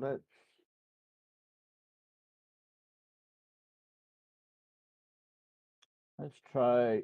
I'm going to try something I haven't cast before, Alex, unfortunately. So this means like it's stopping and thinking for a minute. I'm going to cast Hedging Weapons, which is kind of like spiritual weapon, I believe. Okay. I get. I'm going to put it in the chat so you can see it. No. Oh, it did. It did twice. So I believe it like 2 floating daggers around me, which gives me +1 deflection bonus for each weapon, so that's +2. And I can use it to fight with as well. Basically, it's +3 AC while these are cool.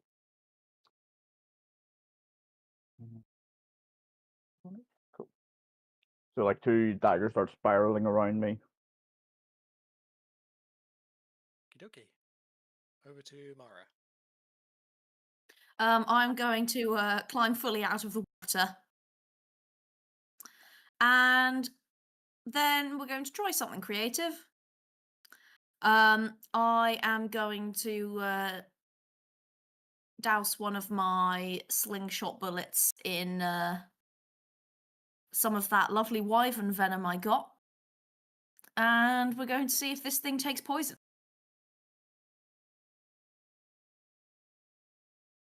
Okie doke. 24 to hit. That is a hit. Excellent. A single point of damage and fortitude save, please. Rude. Unfortunately, Oof. it is very big. Rude.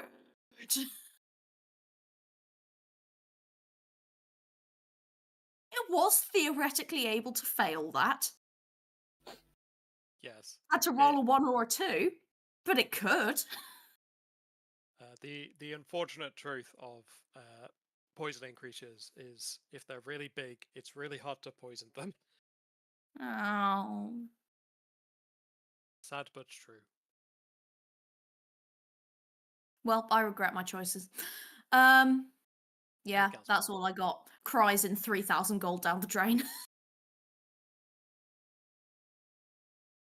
You could keep the doses. I don't think you would have used it all on one sling bullet. Okay. Thank you. Coriel, what would you like to do? There's not a huge amount I can do. I will just ready a weapon strike for when it gets into. Oh, it's not going to get into ranges. It's going to have. Is it safe to assume that this thing's going to be able to like extend its neck further than one would expect? That would be a safe bet, but also it is rushing directly towards you. Oh yeah, I'll ready a strike. I'll study it and ready a weapon attack. It feels rude to give it the tactics of like, it hangs back 20 feet away. Mm-hmm. When what it's going to do is charge Mara. That's fair. Swoosh! Oh no. Oh dear. So, Coriel and Gore get their attacks off first.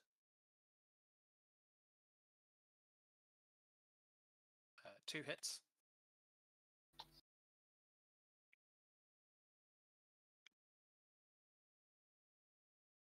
Yours hits as well, Coriel. Yep, there you go. Not for much though. Which definitely injures it. And then it's going to aim a bite at Mara. So it's plus 15 because it is charging. tragically, that is exactly enough to hit. Okay, 14 piercing damage to you as it chomps. That's not the worst. I think it rolled quite low on that damage. It did indeed possibly do. Yes. And thank goodness for that. That could have been so much worse. Gore's going to rage out and go for it.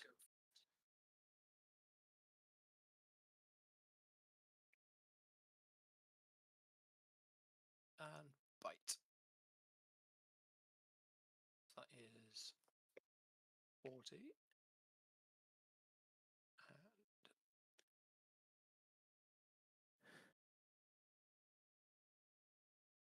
Yeah, so as it's starts to move its way out of the water, Gore basically just swings in and badly injures this creature.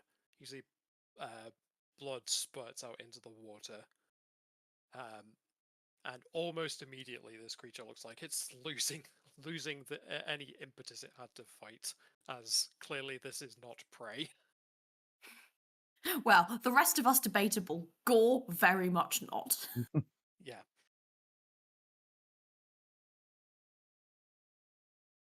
And over to Jin.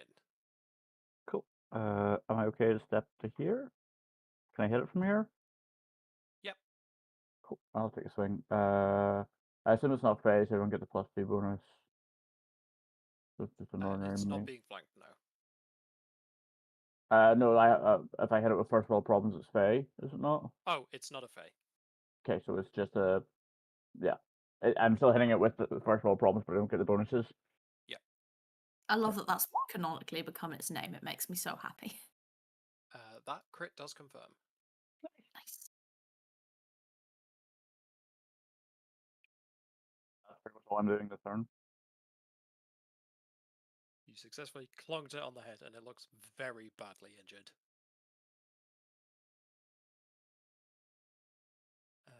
And your second attack unfortunately misses. Mara, it's your turn.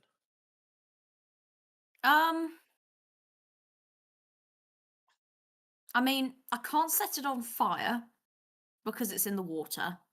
And I can't poison it, and that's basically my entire fighting repertoire. So, I'm gonna try to clonk it on the head with my tea kettle. Okay. No. You clonk it on the head.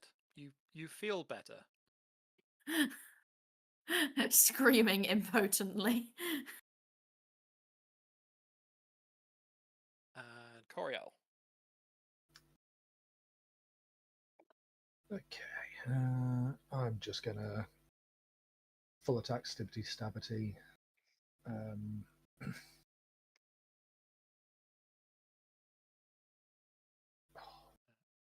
First attack misses. Second one, the crit does not confirm. Worries. I'm going to unload my studied strike into it in the hopes it might have a big impact on it. Okay. Health. No. And that is enough to kill it. Oh wow. Okay.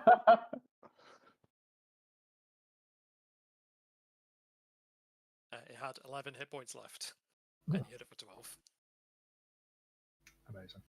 So with a flourish and a stab through one of its eyes, it lets out a muted hiss and slumps and sinks down into the water. Why didn't we just start with that? What, fighting that? Like it sometimes takes a bit of time to line up the perfect strike. It's not like I can just go, right, I'm gonna hit that thing in the eye right now. If its eye is about 20 feet above me. No, I mean just in general. Like Everything the we fishing. fight is bigger than us. Oh, the fishing. Hey, Gore, buddy, you're great and all, and I love you. But next time, if you know we're going to have to go in the water and fight them anyway, lead with that. Hey, Coming up? I liked your plan.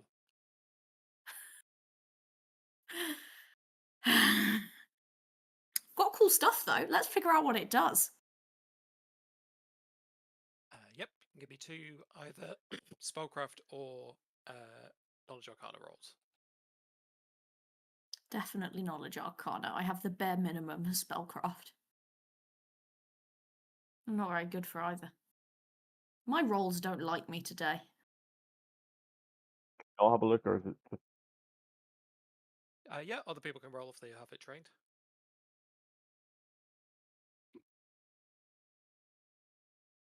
I look at one of them better than the other one.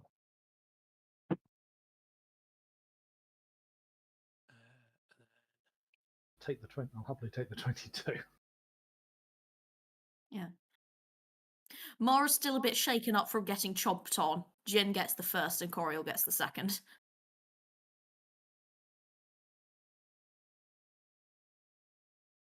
It is.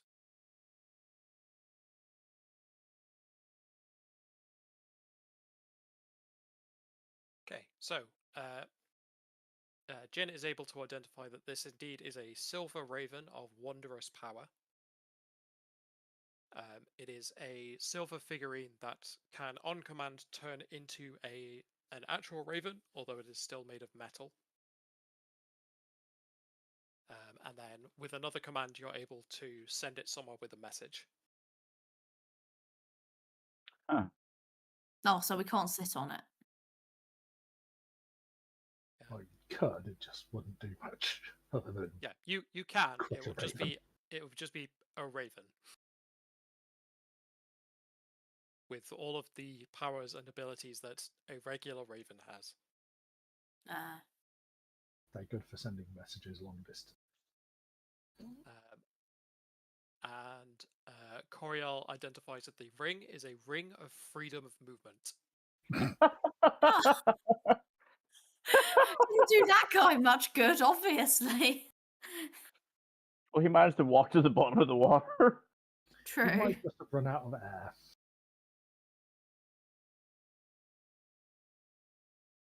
Who's to say? His body might have just drifted in from the river. But it is a ring that gives you the continuous effect of the freedom of movement spell. I will add those to the loot chat, to the loot drop. Doesn't look like it's been done for a while.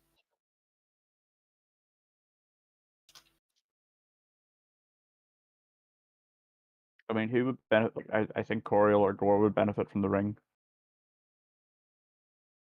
In fact, any of us could benefit from the ring, but I think those two are front line. I'd probably go with Coriel just because I'm pretty sure Gore can brute strength out of any grapple he finds himself in. I think also Gore is literally find space to stand there. I do like to be mobile. Yeah. If people are happy with me taking the ring of freedom of movement, Yeah. I will. I mean, we can check with Gore when he's a little bit more verbose, but Also, it's not like I'm happy to share this around the group if we find ourselves in situations where it needs a different person wearing it. yeah. I don't think it's a on me and then nobody else can wear it. I can always have the spell ready to cast as well. So So I will pop that on. And look at that! I've got a character wearing 2 different magical rings. Okay,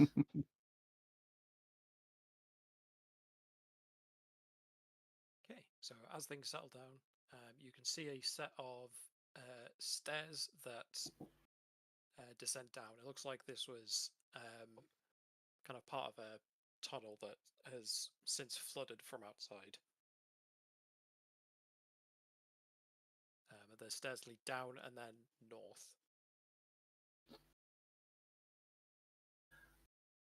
I want to have a good look around, at least on the shoreline where we are, if there is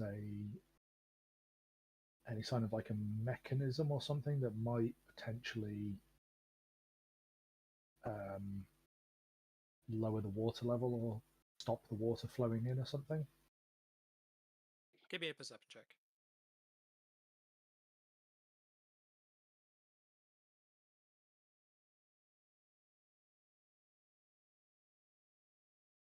I'll throw a free inspo on that just because I'm expecting super high. Okay, that's enough to know the answer is a confident no. It looks like this section was it was a natural cavern, and just a section of it eroded from the river outside, which has caused it to flow through.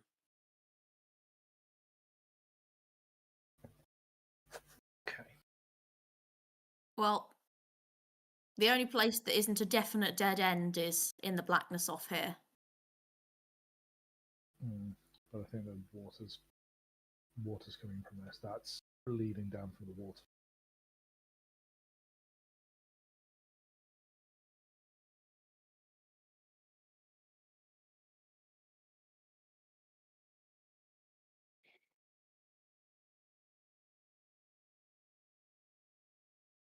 Do we want me to go ahead and see if there's anything I can scout out?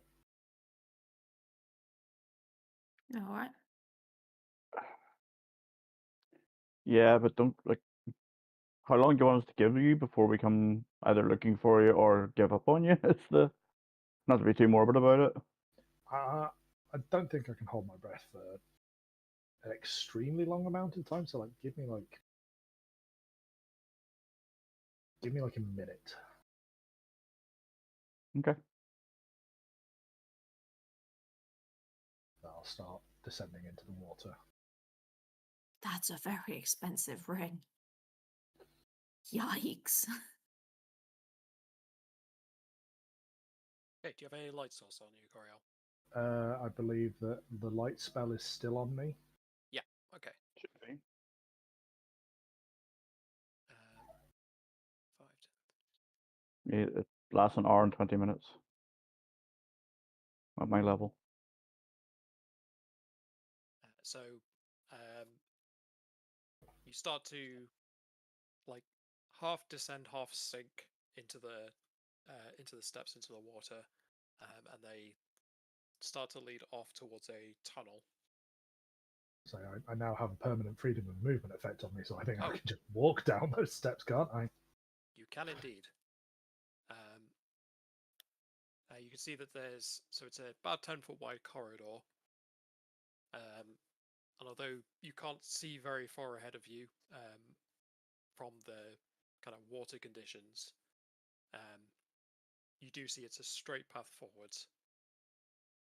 And the worst thing that you come across here is every now and then, like an eel will slip past you, but they're not big enough to be dangerous.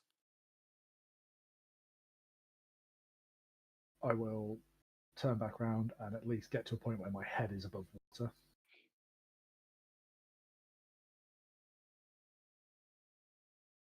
Right about there is when you can float back up. Right. As far as I can tell, the tunnel just goes ahead. It's really dark and murky down there. The only things I've encountered other than water and tunnel are eels. They're fairly passive. Let's keep going. I think it's going to be a case of we're going to have to hold our breaths a lot, like big, deep breaths.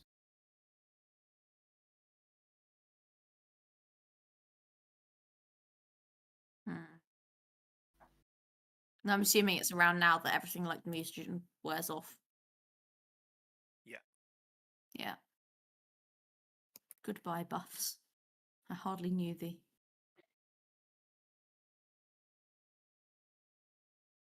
So the good news is for swimming through. So actively swimming does half the length of time that you can breathe underwater. It's basically your constitution score in minutes. Sorry. Your constitution score in rounds, sorry. I was about to say. But making your way through, especially with Coriel able to lead the way at, walking or even running speed, you're able to quickly determine that the tunnel through is easy enough to get through in a single breath, and eventually, as Coriel starts to reach the end of it, you can see the light illuminating the steps leading back up.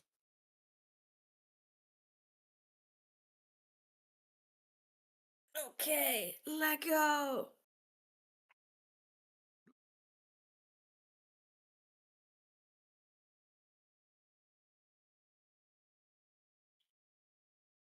Full Skyrim gasping for air as we step out the wall.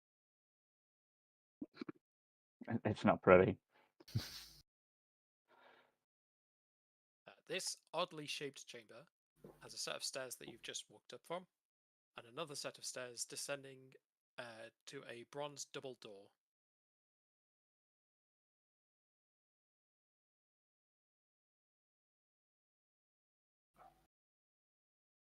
This room it seems to be filled with pottery.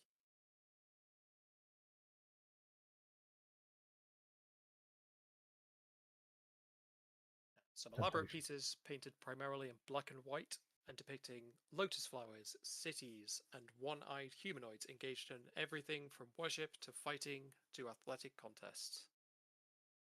Some of them even show some fights between these humanoids and Centaur.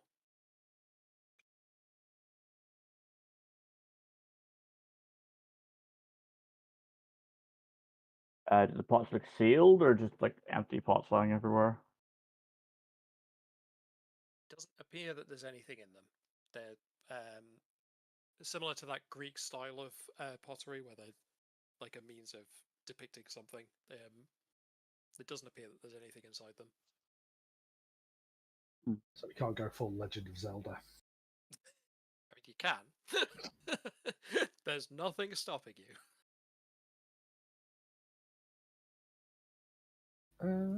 What about our own good sense? Yeah, Does let sorry. go ahead. Go ahead. Do the pots look like they're either like potentially historically or culturally important, or of value, or both? Give me a knowledge history check.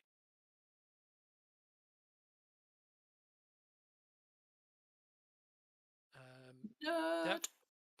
Definitely historically important. Cool. Whether they're monetarily important is much up for debate. I say somewhere might pay handsomely for intact Cyclops artifacts. Or they belong in a museum. They belong in a museum. The other thing to note is they are so imagine the big Greek pots, but sized for a Cyclops, which means they are very big. As Coriel trying to shove one into the haversack, it's like it's too big for the opening. Like I'd probably say one of these pots is probably the size of a full-grown adult. Oh, excellent! If we need somewhere to hide, we can Scooby Doo. Resisting the urge to enact "If I fit, I sits." Have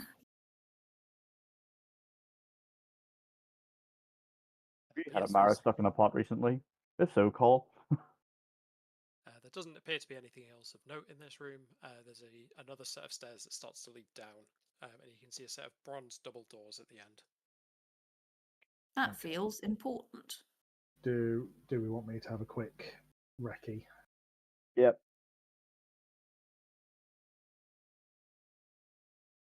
So yeah, I will go and I'll have a quick scan over the place, see if there's anything in particular that stands out to me, like obvious signs of traps. Is the door looking locked? Is there a keyhole to listen at? Perception check.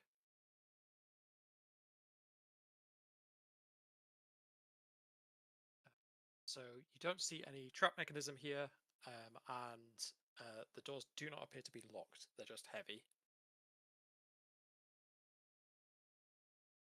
Okay. There's basically like two big slabs of bronze on hinges. Is there the sound of anything going on the other side of the door. Not that you can hear, no.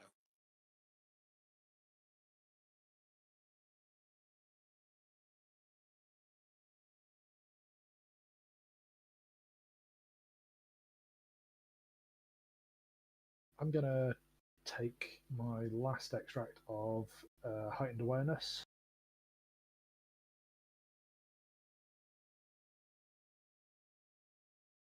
So I'm ready.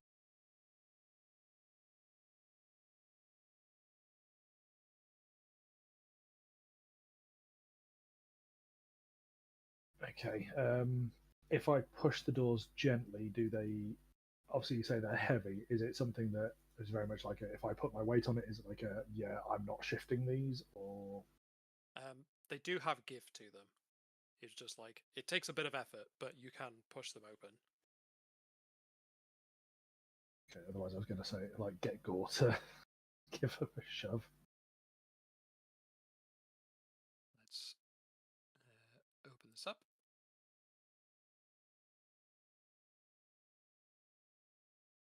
Okay, so inside you see a 10-foot high hallway extends at an angle from a bronze door, passing two shallow alcoves before reaching a square room. Standing in the side alcoves are two man-sized statues of painted stone depicting one-eyed humanoids. More of those statues stand in ranks within the rooms beyond.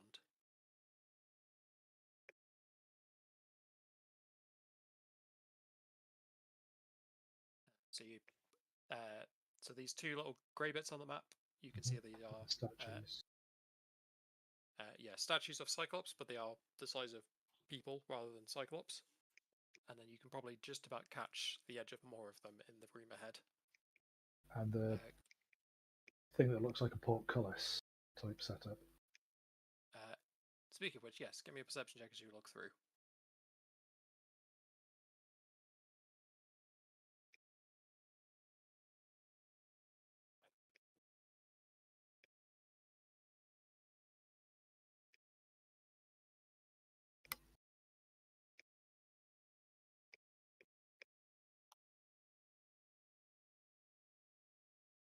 So yes, what you see is as you look at that area, you can see you catch the distinct points of like a raised portcullis in the ceiling. Okay. I'll let everyone know that there is potentially traps ahoy.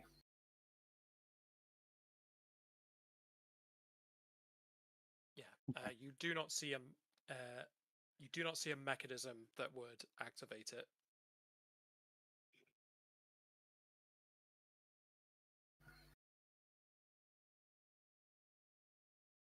Jin, can you detect magic? Yes. Can you detect magic and look down this corridor for me? Sure. I'll move to here then, and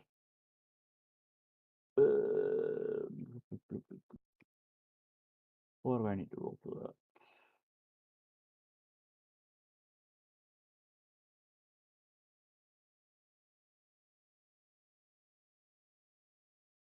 Do I need to roll for it? You do not. I'm just having a look.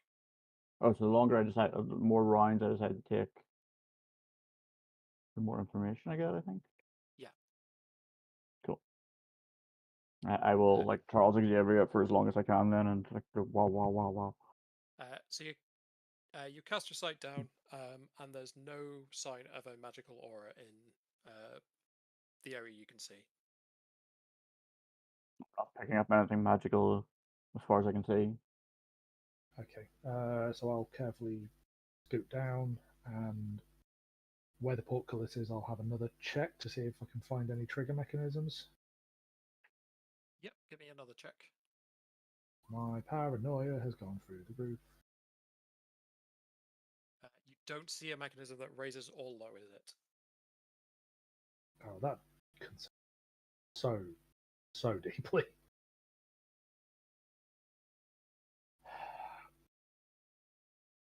Right. If we're going through, I want us all to go through at the same time. so that we don't get separated. Deal. Makes sense. On 3. Mm-hmm. 1, 2, and step under the portcullis.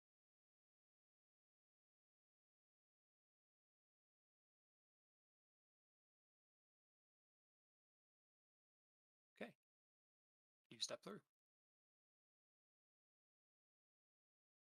I'm going to have a good look over one of these statues. Like you said, they're sort of medium humanoid sized and painted. Yep. Yes, they look like they depict more Cyclops.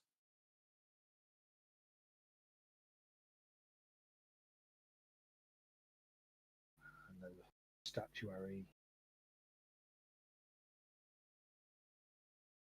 Okay, I don't trust any of these things, so heads on a swivel in this room, because part of me would not be surprised if these things started moving around of their own accord and attacking. Yep, that would make sense. There is no sign of any magical aura from them. Doesn't mean they're not alive.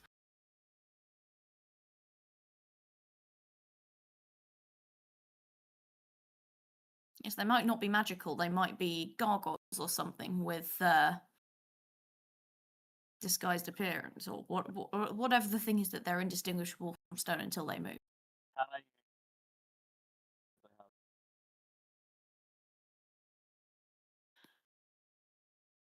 Is there a secret door anywhere? This corner feels like secret door material. Yeah, I'm gonna start going around and like checking all of the walls. Same. Using my death watch goggles to see if these statues register as dead beings. They do not. They look like they are made of stone. Cool. Why are my players so paranoid? Says Alex. I would never say something like that. Give me one players. more perception check, Coriel. I say I'm paranoid because it literally says it on my sheet. I'm looking too. Okay, Mara, give me one as well.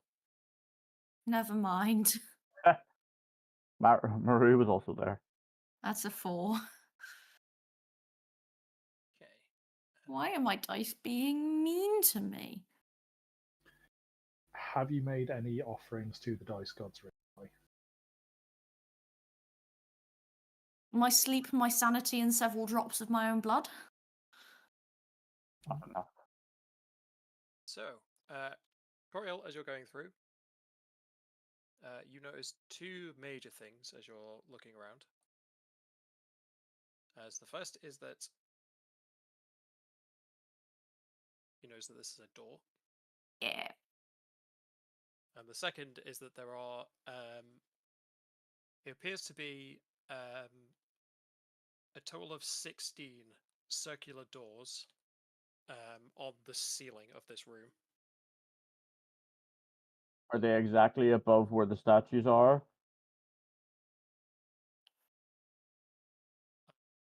It looks like they're Don't just like evenly them. spaced.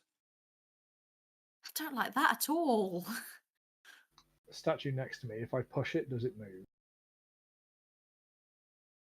It's very heavy because it is made of solid stone. But does it feel like it's like It doesn't heavy seem or like it's heavy like, and attached? yeah, it doesn't look like it's whatever the stone equivalent of welded is. Ooh, idea. You could move it if you had enough heft. Can I send Leggles up the wall and into one of the ceiling doors?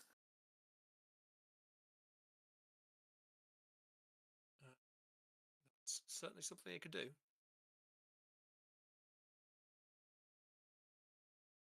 Is this going to kill my baby? Sorry, did you say there were 16 doors? Yes. There's only 14 statues, apart from the 2 in the corridor. As I say, there's 16.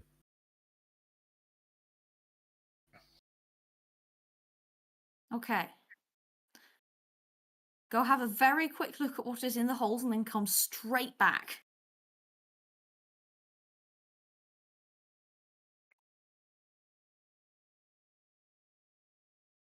Do not die. If you die, I will be so sad.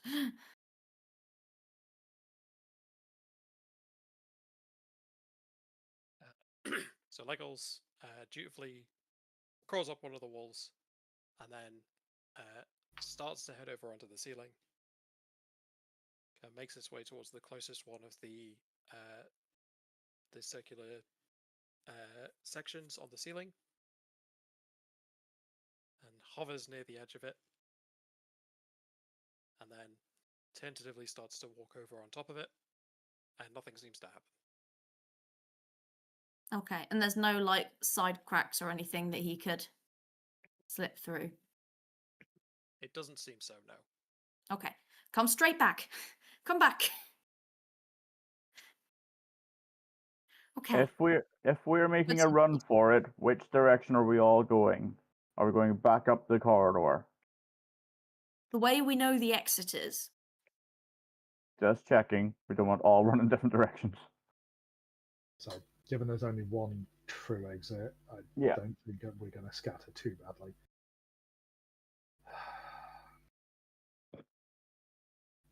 So we need some heft to move these. Gore, you are quite literally the king of heft. Any chance you could try and move one of these statues at least? Give it a try. Just in case something happens the second we start moving these, just be ready to run, okay? Yep. Yeah.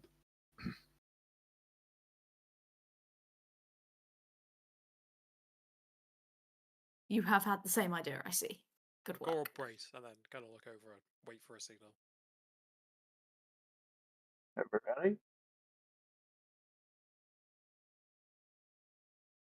In your own time, Gore. So Gore give a little bit of a run up and then shunt into the statue. And the statue moves kind of like that, as it was like it kind of starts to tip slightly, and then comes back. And Gore kind of rubs his shoulder. Oh, that's solid stone.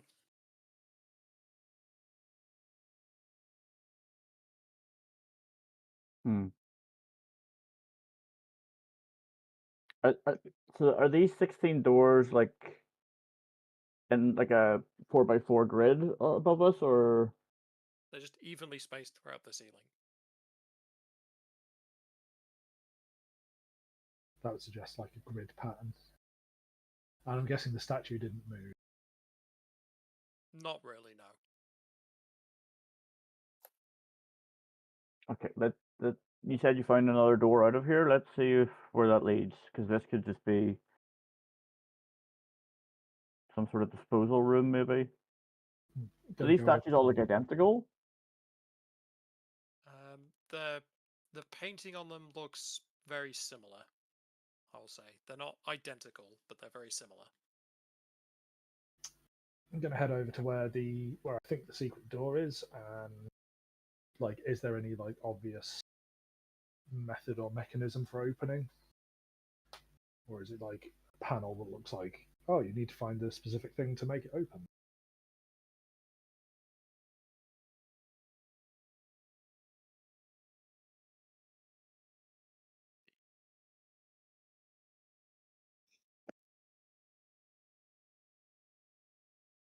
Just got to check some descriptions because it's not 100% clear.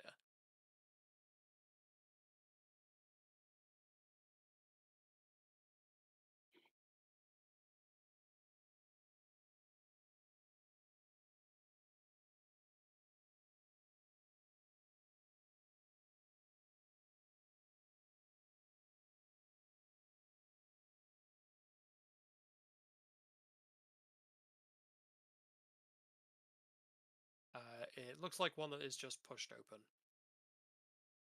Oh, actually, one sec.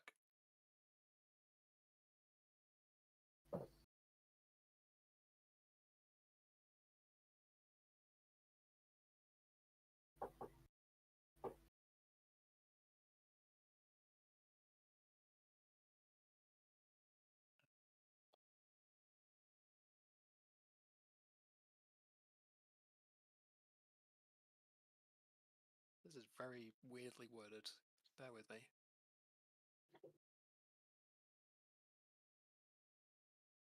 A badly worded gaming module. Shocked, I say.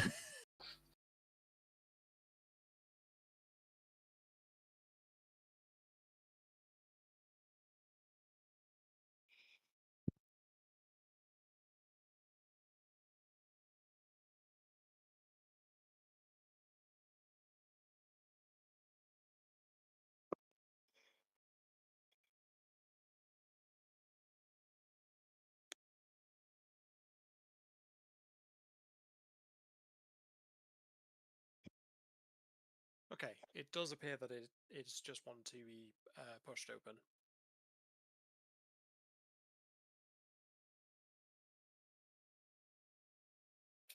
You ready, folks? Yeah.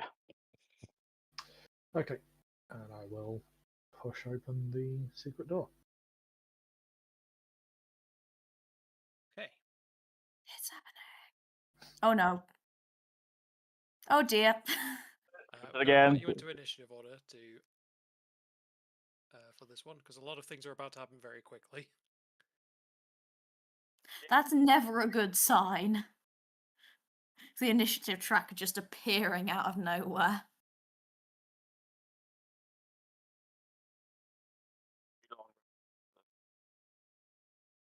For Goriel, please. Yeah, sorry, I was just double checking my heightened awareness.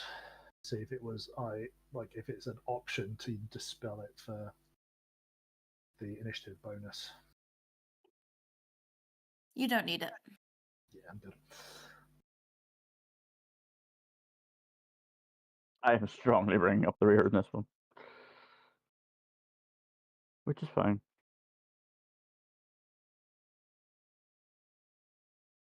There we go. So,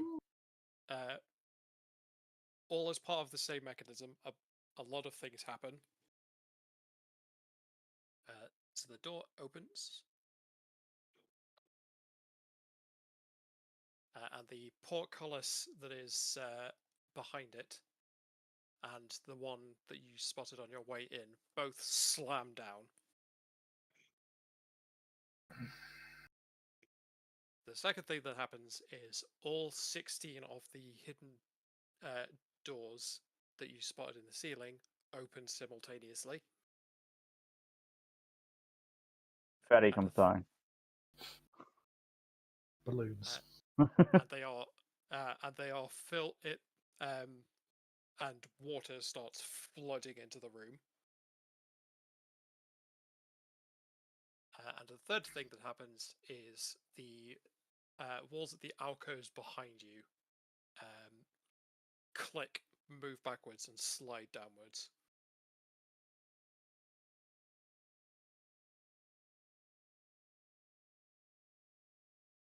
You know, I hate being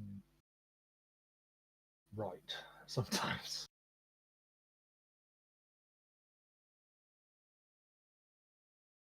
Mm-hmm. Mm-hmm. Is there any chance there's a plug underneath one, or like a drain underneath one of these statues? Chance would be a fine thing, as they say. Fine thing indeed.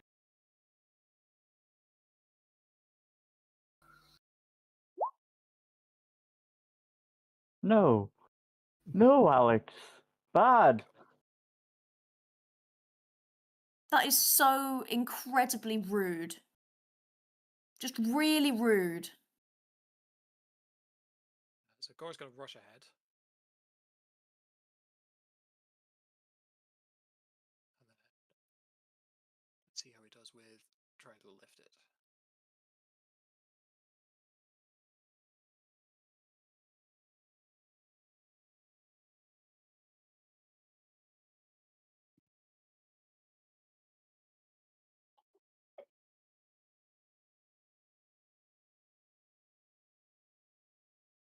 He starts to grab at the portcullis and try and lift it up, but it is extremely heavy.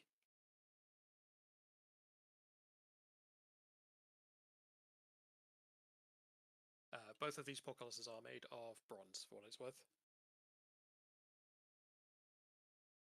Coriel, you have a chance to act.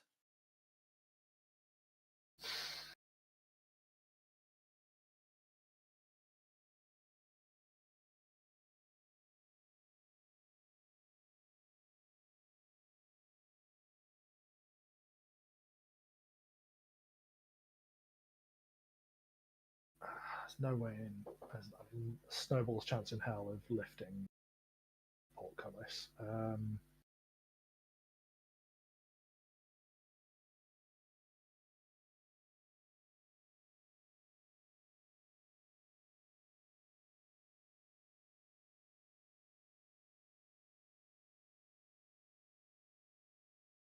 Can I look to see if I can now spot any sort of mechanisms that might be around?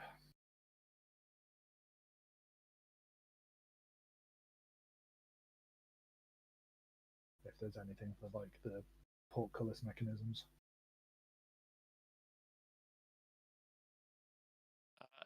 Unfortunately, no. From what you can see, there's no way to reset this trap once it's been activated. Right. Can we go out the Cyclops alcoves?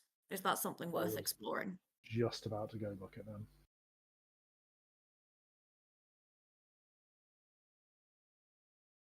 Yeah, so if I move here. Ah, beans.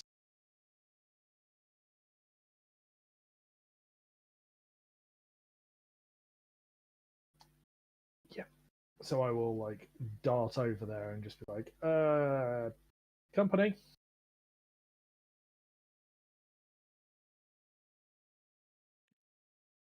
Any way out of those? No, not as, No. not as well, so it's very much a thing of I don't know. There's two zombies. No. Jin and Mara, I'm going to need both of you to make reflex saving throws, please. Oh. Why Oh. us? You're about to be hit by 16 jets of water. Oh, if Gore and Coriel moved out of the splash zone. Yes. Yeah. I'm going to go ahead and say I think I'm all right. Yes, you are. Unfortunately, Jin takes 12 points of bludgeoning damage and is knocked prone from the force. Oh of no.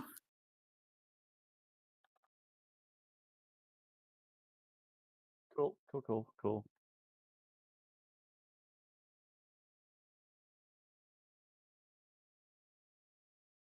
The water starts flooding in and is about a foot deep at this stage. I have a feeling this is going to get problematic for me significantly.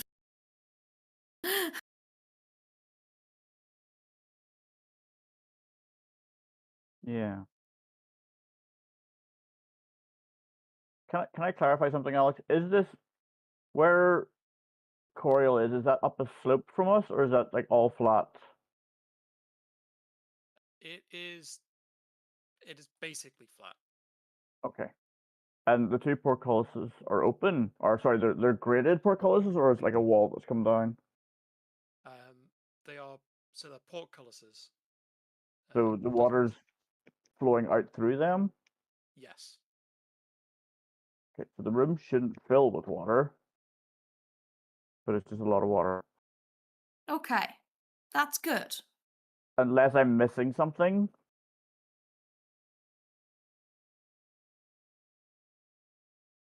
There's a lot of area to fill, but there's also a lot of water coming in. So at this stage, it's 1 foot deep.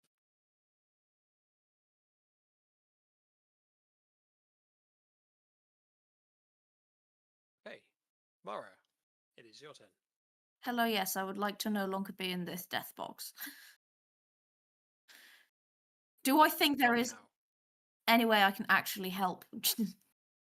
I meant in the area that is coming is flooding into specifically. I was just gonna walk away. It's flooding out of each of the circles in the ceiling, basically. Okay. And is that just in this main box area, or is that throughout the area between the portcullises? So it's flooding into this area, but it is spreading through the Yeah. through everywhere. The point is, I'm trying to not get hit with jets of water in the face again, or do I feel like that was a one-time issue?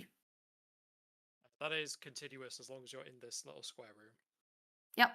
Hence, I'm attempting to leave the square room. Oh no.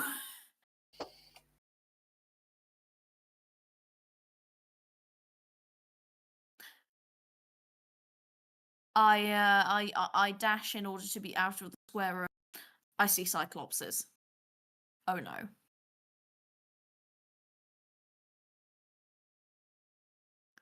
And I've used my movement to dash, so I can't even throw Fiery Doom at them.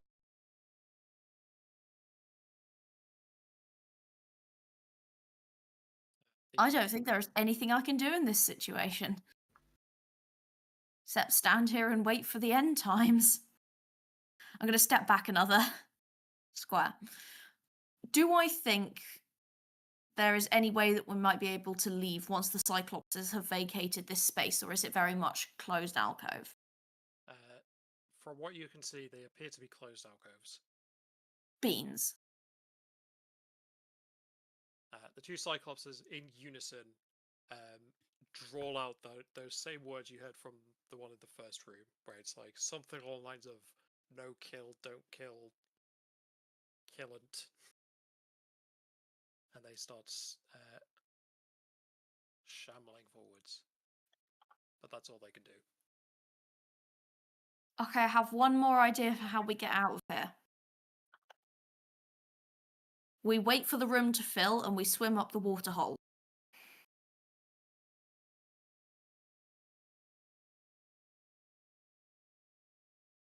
Hey, Jin, it is your turn. Cool. So half speed to stand up, I assume. It's a move action. A full move action to stand up. Yeah. Okay. Then let's stand up and get my head above water. What is the range on this?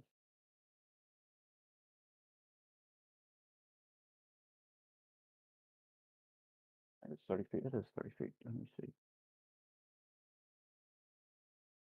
Oh, you're too far away.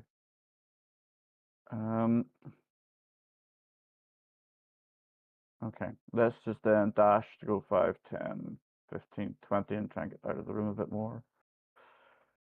That's all I can do then.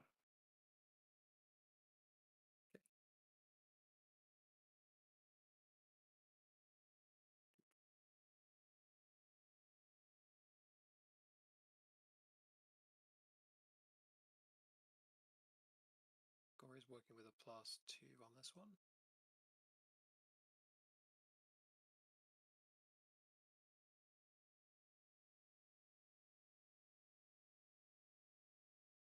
Oh no. Those were very bad rolls. Damn it, Gore.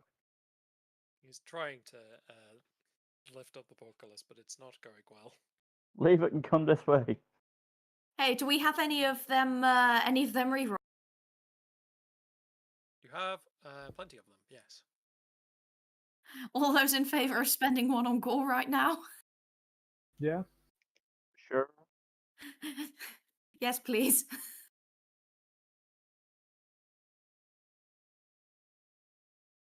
But only if it's a good one. Can we have one of the good ones, please? Try. No. No. 2, 4, 2 on the dice there. Yikes.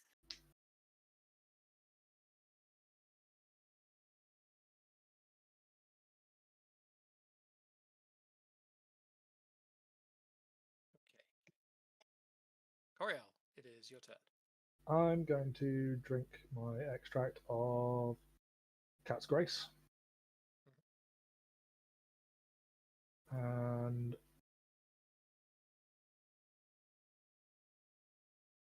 hope that I can move away from these two chuckle freaks. like are they like before, where it's like they are shambling and wouldn't be able to get an They opportunity?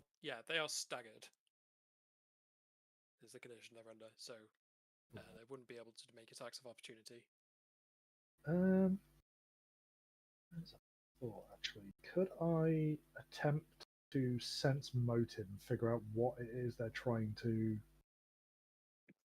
put across? Like, are they guardians, or are they potentially part of the resolution of the trap? Like, Give me are a they check. needed? Pardon? What check? Sense motive. Yeah.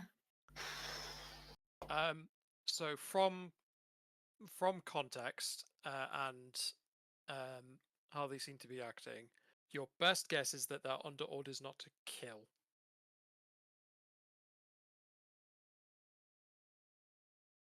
Okay, so they're still going to beat us into pulp.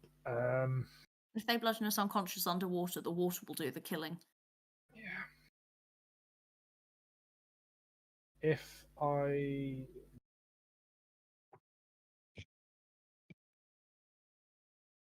were to move around into the alcove, so I want to avoid being in like flank position. If I move into the alcove, can I have a quick recce of the alcove and see if there's any sort of triggers or anything in there for portcullises? Give me a perception check.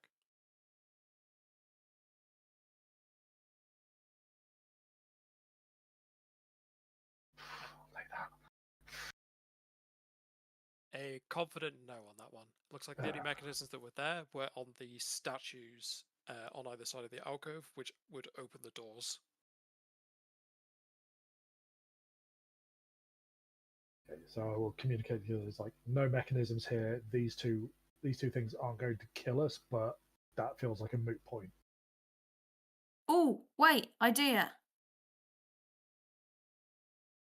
If they're not going to kill us, they might have a good reason. What if we surrender and they take us to where it is we're trying to go anyway?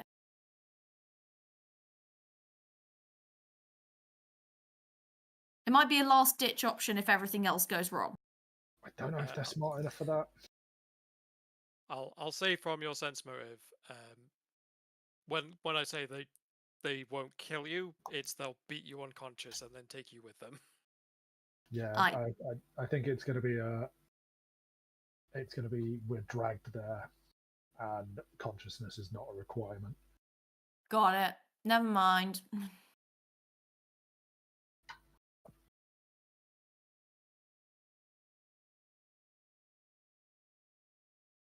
The two. Jin, I'll need another reflex saving throw from you, please. All I right. believe I was wrong.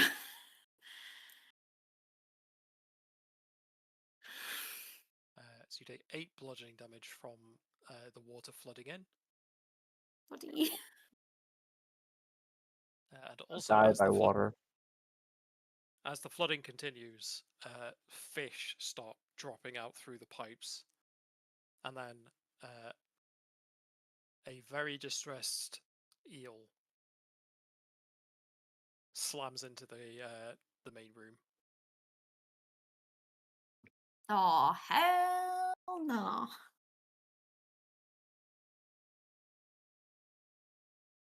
It also takes some damage as it hits the ground and seems dazed and confused. Eel friend, go get help. Good thing I have the ability to communicate with aquatic life forms. Oh no, it's actually an amphibious eel. No.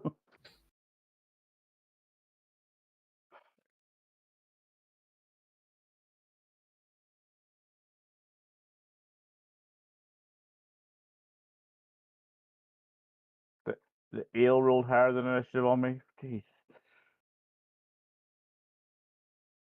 The eel is currently not in a fit state to do much of anything. It's dazed by the hit it just took. Mario, it is your turn. The How water deep now is the 2 water feet now? deep. Oh, God. So Mara's up to her neck at this point. With probably my last round of combat before,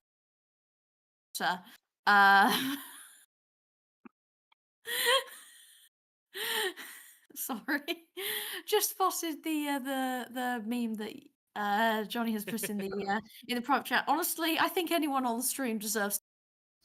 I'm going to yeet a basis that they're significantly less underwater than I am, and there's probably still a fair bit of them that's exposed and flammable. Okay. I'm going to throw at this one and hope to catch the other one in splash.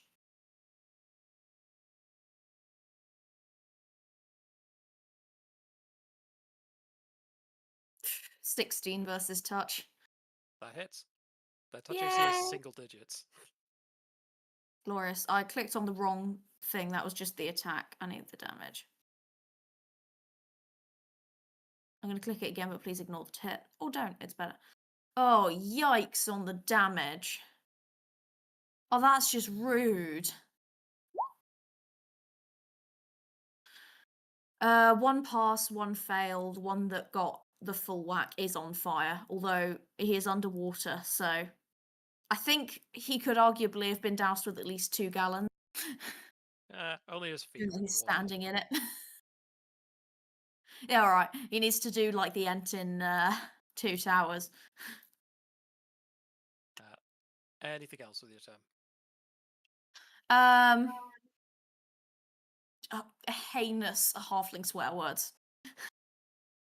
And then goblin, and then gnome, and just every language of swear words. Mara! Coriel understands all of it. Stop. And I stand by it! Not for much longer, you won't. Roll a d6 for the one that's on fire. It stomps towards you, but it's moving too slowly to do anything else. 6.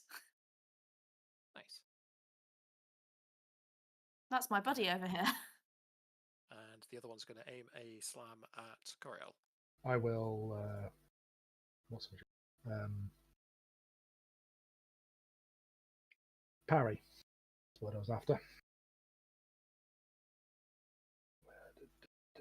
Or attempt to, anyway. Oh. If only I'd studied it. Bonk. Ow. My kidneys. They're not supposed to go that high up my body.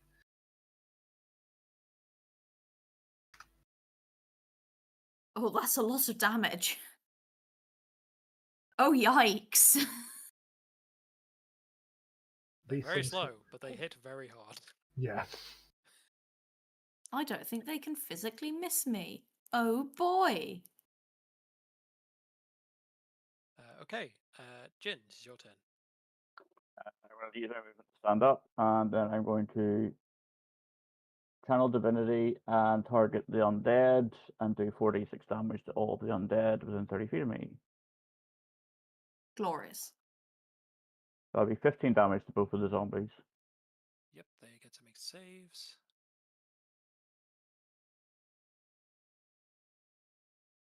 Oh my goodness. They take half damage. Rude. Rude indeed. That certainly looked like it hurt them.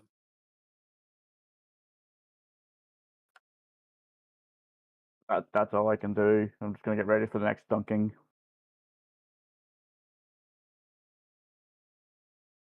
Okay. You can come join me in Cyclops Town. I mean, World's so much fun. Gore picks up the portcullis and with a Herculean effort is able to push it up and over his head.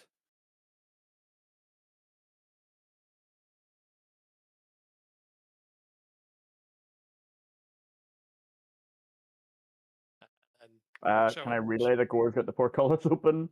Yeah, he'll show over and say, I've got it. I'll hold it as long as I can. Oh, time to go.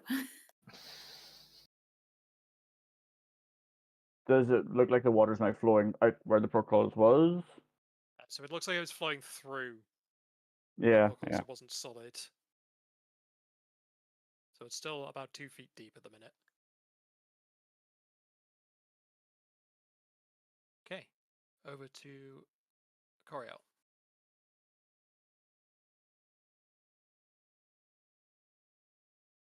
I think I can just about get to here.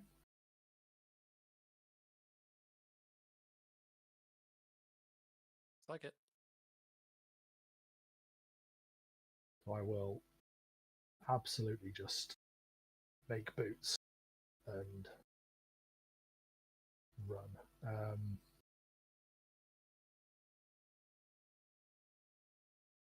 Yeah, and then if needs be, I will study the moray eel. It's a moray.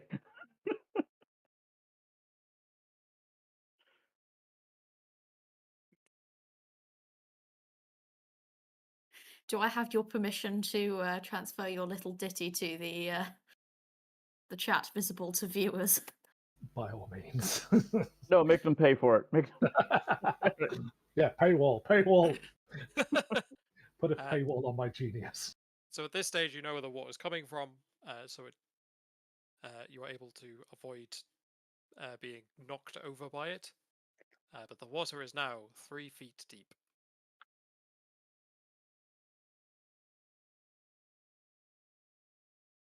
Does Mara get a cover benefit from this, I guess? So I am now fully underwater. The water is over my head.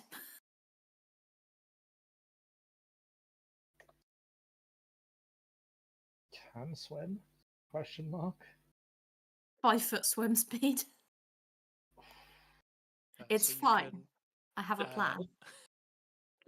since you don't have a specific swim speed, you can move half your speed as a full round action. I have a better plan than that because that will be 10 feet around. Okay. I would like to chug my potion of flying. That works.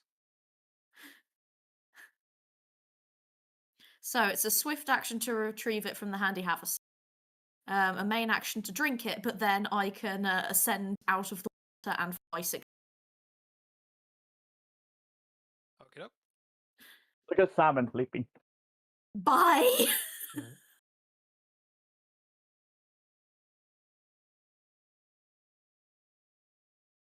The eel has recovered from its ardure, and very annoyed about the fact that it's suddenly in a weird room and it's cold and there are flesh things moving around. It's going to bite at Coriel. I will parry? Question mark? Yeah, definitely parry.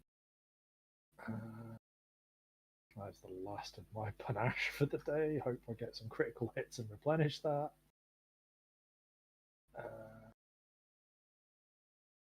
Ha! Get stuffed. It bites towards you, and you're able to deflect it off with a swing of the rapier. It's kind of like hold the blade of it in his mouth, like no. Yeah, it looks more just confused and disoriented than anything else. Poor guy. He must be I having can't- such a hard day. And because I'm out of panache, I can't riposte.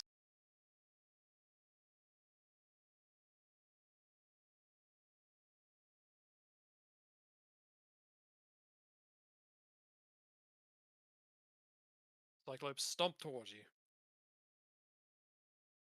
Jin, it is your turn.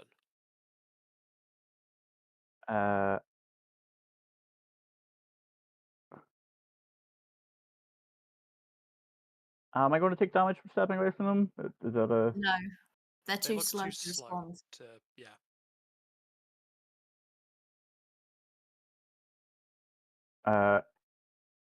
Okay. Run. 10, 15, The eel, 20. however, may bite you. That's why I'm going this way. So, yeah, 5, 10, 15, 20 gets me there. Then I will channel divinity again and do 4d6 damage. 16 damage to each of them, please. None of your pesky will saves. Just fail them both, please. One fails. No, I said both. The dice Specifically disagree with requested you. it. Oh, I and one specifically takes requested the opposite of this. some more fire damage. Oh yeah, I forgot about that. Gore's going to hold the portcullis up. Coriel. I'll try and tumble huge amount. So I'm going to stick the eel with the pointy end.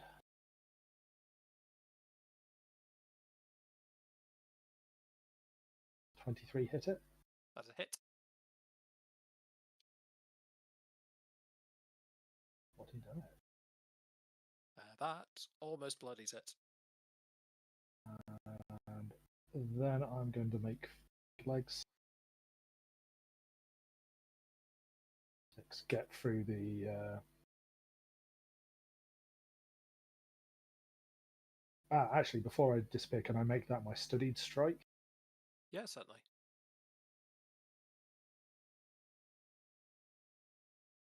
That bloodies it for sure. And then I will make legs and try and get past the portcullis, encouraging everybody else to do the same.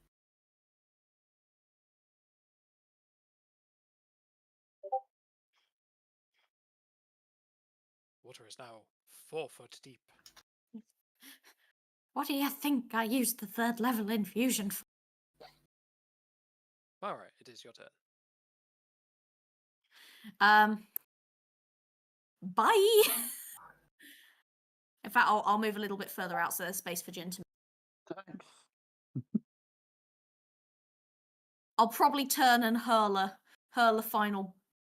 Will I turn and hurl a final bomb at the Cyclops as we go? Doesn't really seem worth it, honestly. If needs be, I think I have a solution for us maybe having a rest after this.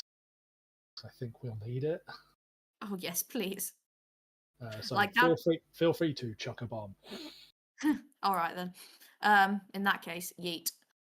I'll yeet before I exit because that will be the sensible order to do that in terms of range. But yeah,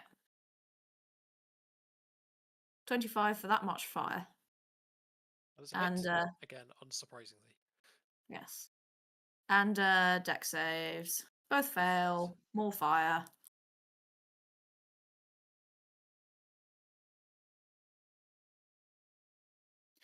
Yeah, I think it would have taken me 6 rounds or more to get out. Jin, odds or evens? Evens. The eel goes for the Cyclops. Good. Excellent deal. My eel friend, go!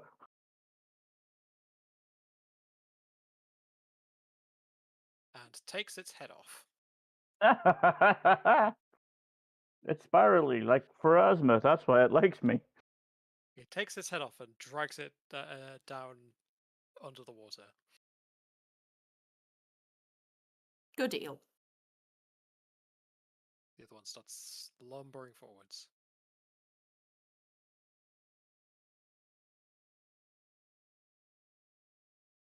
Jin. Cool. Run, 5, run. 10, 15, 20. And let me just check. We'll give it one last channel divinity before.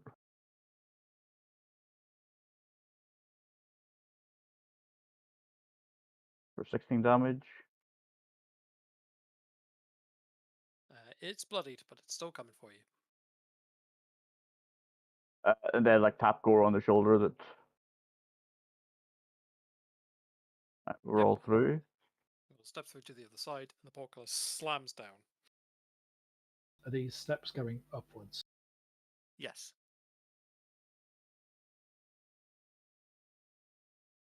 That was awful. Yep, I think I'll. So, with the portcullis down, I'm going to give the Cyclops one chance to see if we can lift the portcullis. We like give him disadvantage, like by like poking at his fingers and stuff. No. Oh Bap, bap, no. bap. Bap, bap, bap. Okay, there's one more round in that case. Coriel, would you like to do something?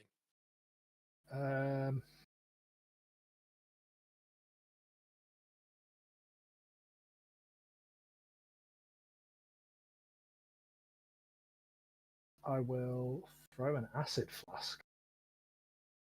I will study the. Oh wait, no, studying doesn't work. Tax. Yeah, I'll just throw an acid flask.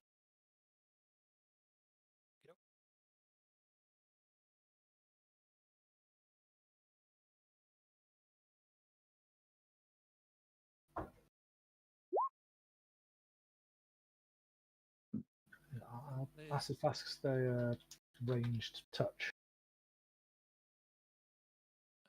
Yes. That seems reasonable.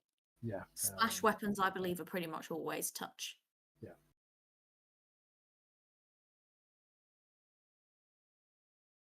Okay. The water is now 5 foot deep. Reaching up to your necks now.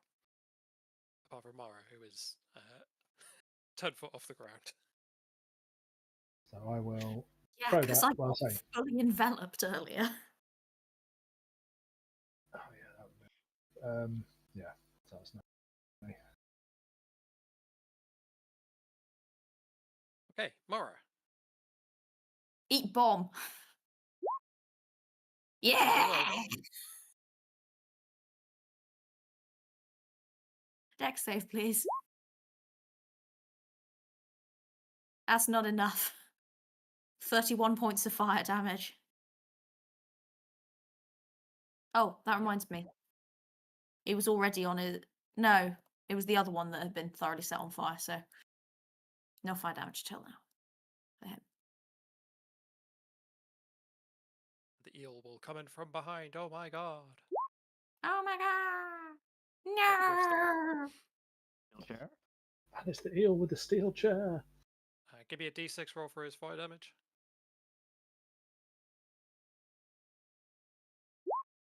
That many.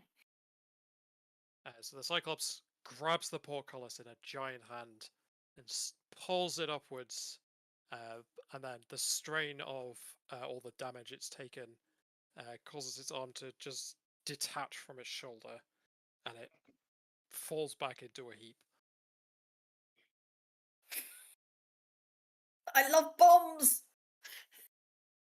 Right, we need to get to higher, drier ground. Yes, please. I did not So enjoy my all of bath. these steps lead up. I took my bath last month. I wasn't due for another.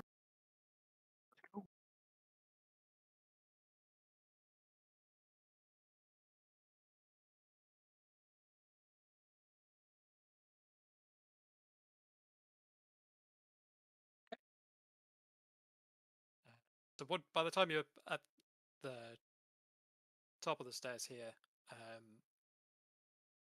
you're pretty confident that you're going to be okay. And the stairs continue to lead upwards to, I believe,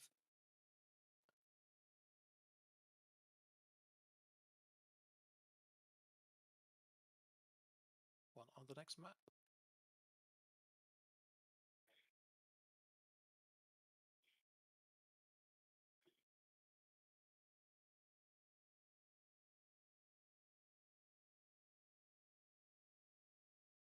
Can I beg a favour from the party?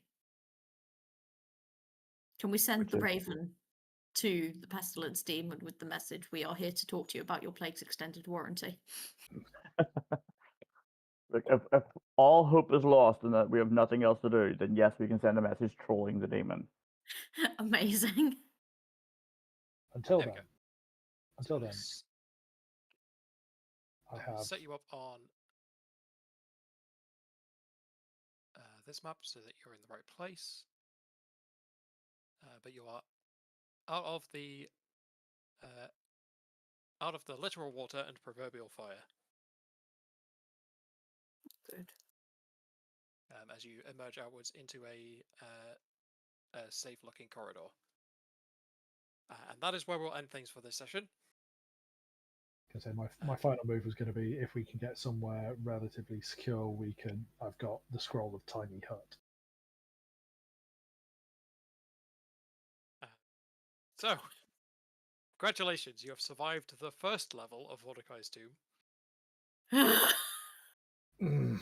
That's so awful. There is more. You're a sadistic human being. I am just following what the book has told me. You're a So sadistic that's everything human. for this session. I will see about whether we can arrange a new session in October to tackle the next stages of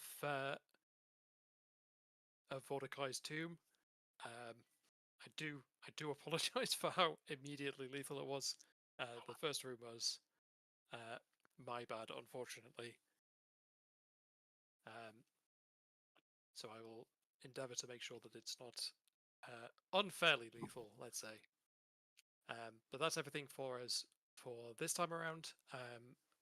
And we will arrange something to try and get a session in October. And hopefully we will see you then. Yeah. I vote not the 10th. Also not the 10th. I have no issues with the 10th, but not the 10th. I'm pretty sure you might. Oh yeah. I have a sneaking suspicion you might. Yeah, I do have an issue with that weekend, and then the weekend after. We'll see. We'll work something out. But until then, that's everything for us. We will see you hopefully in October. Bye. Bye.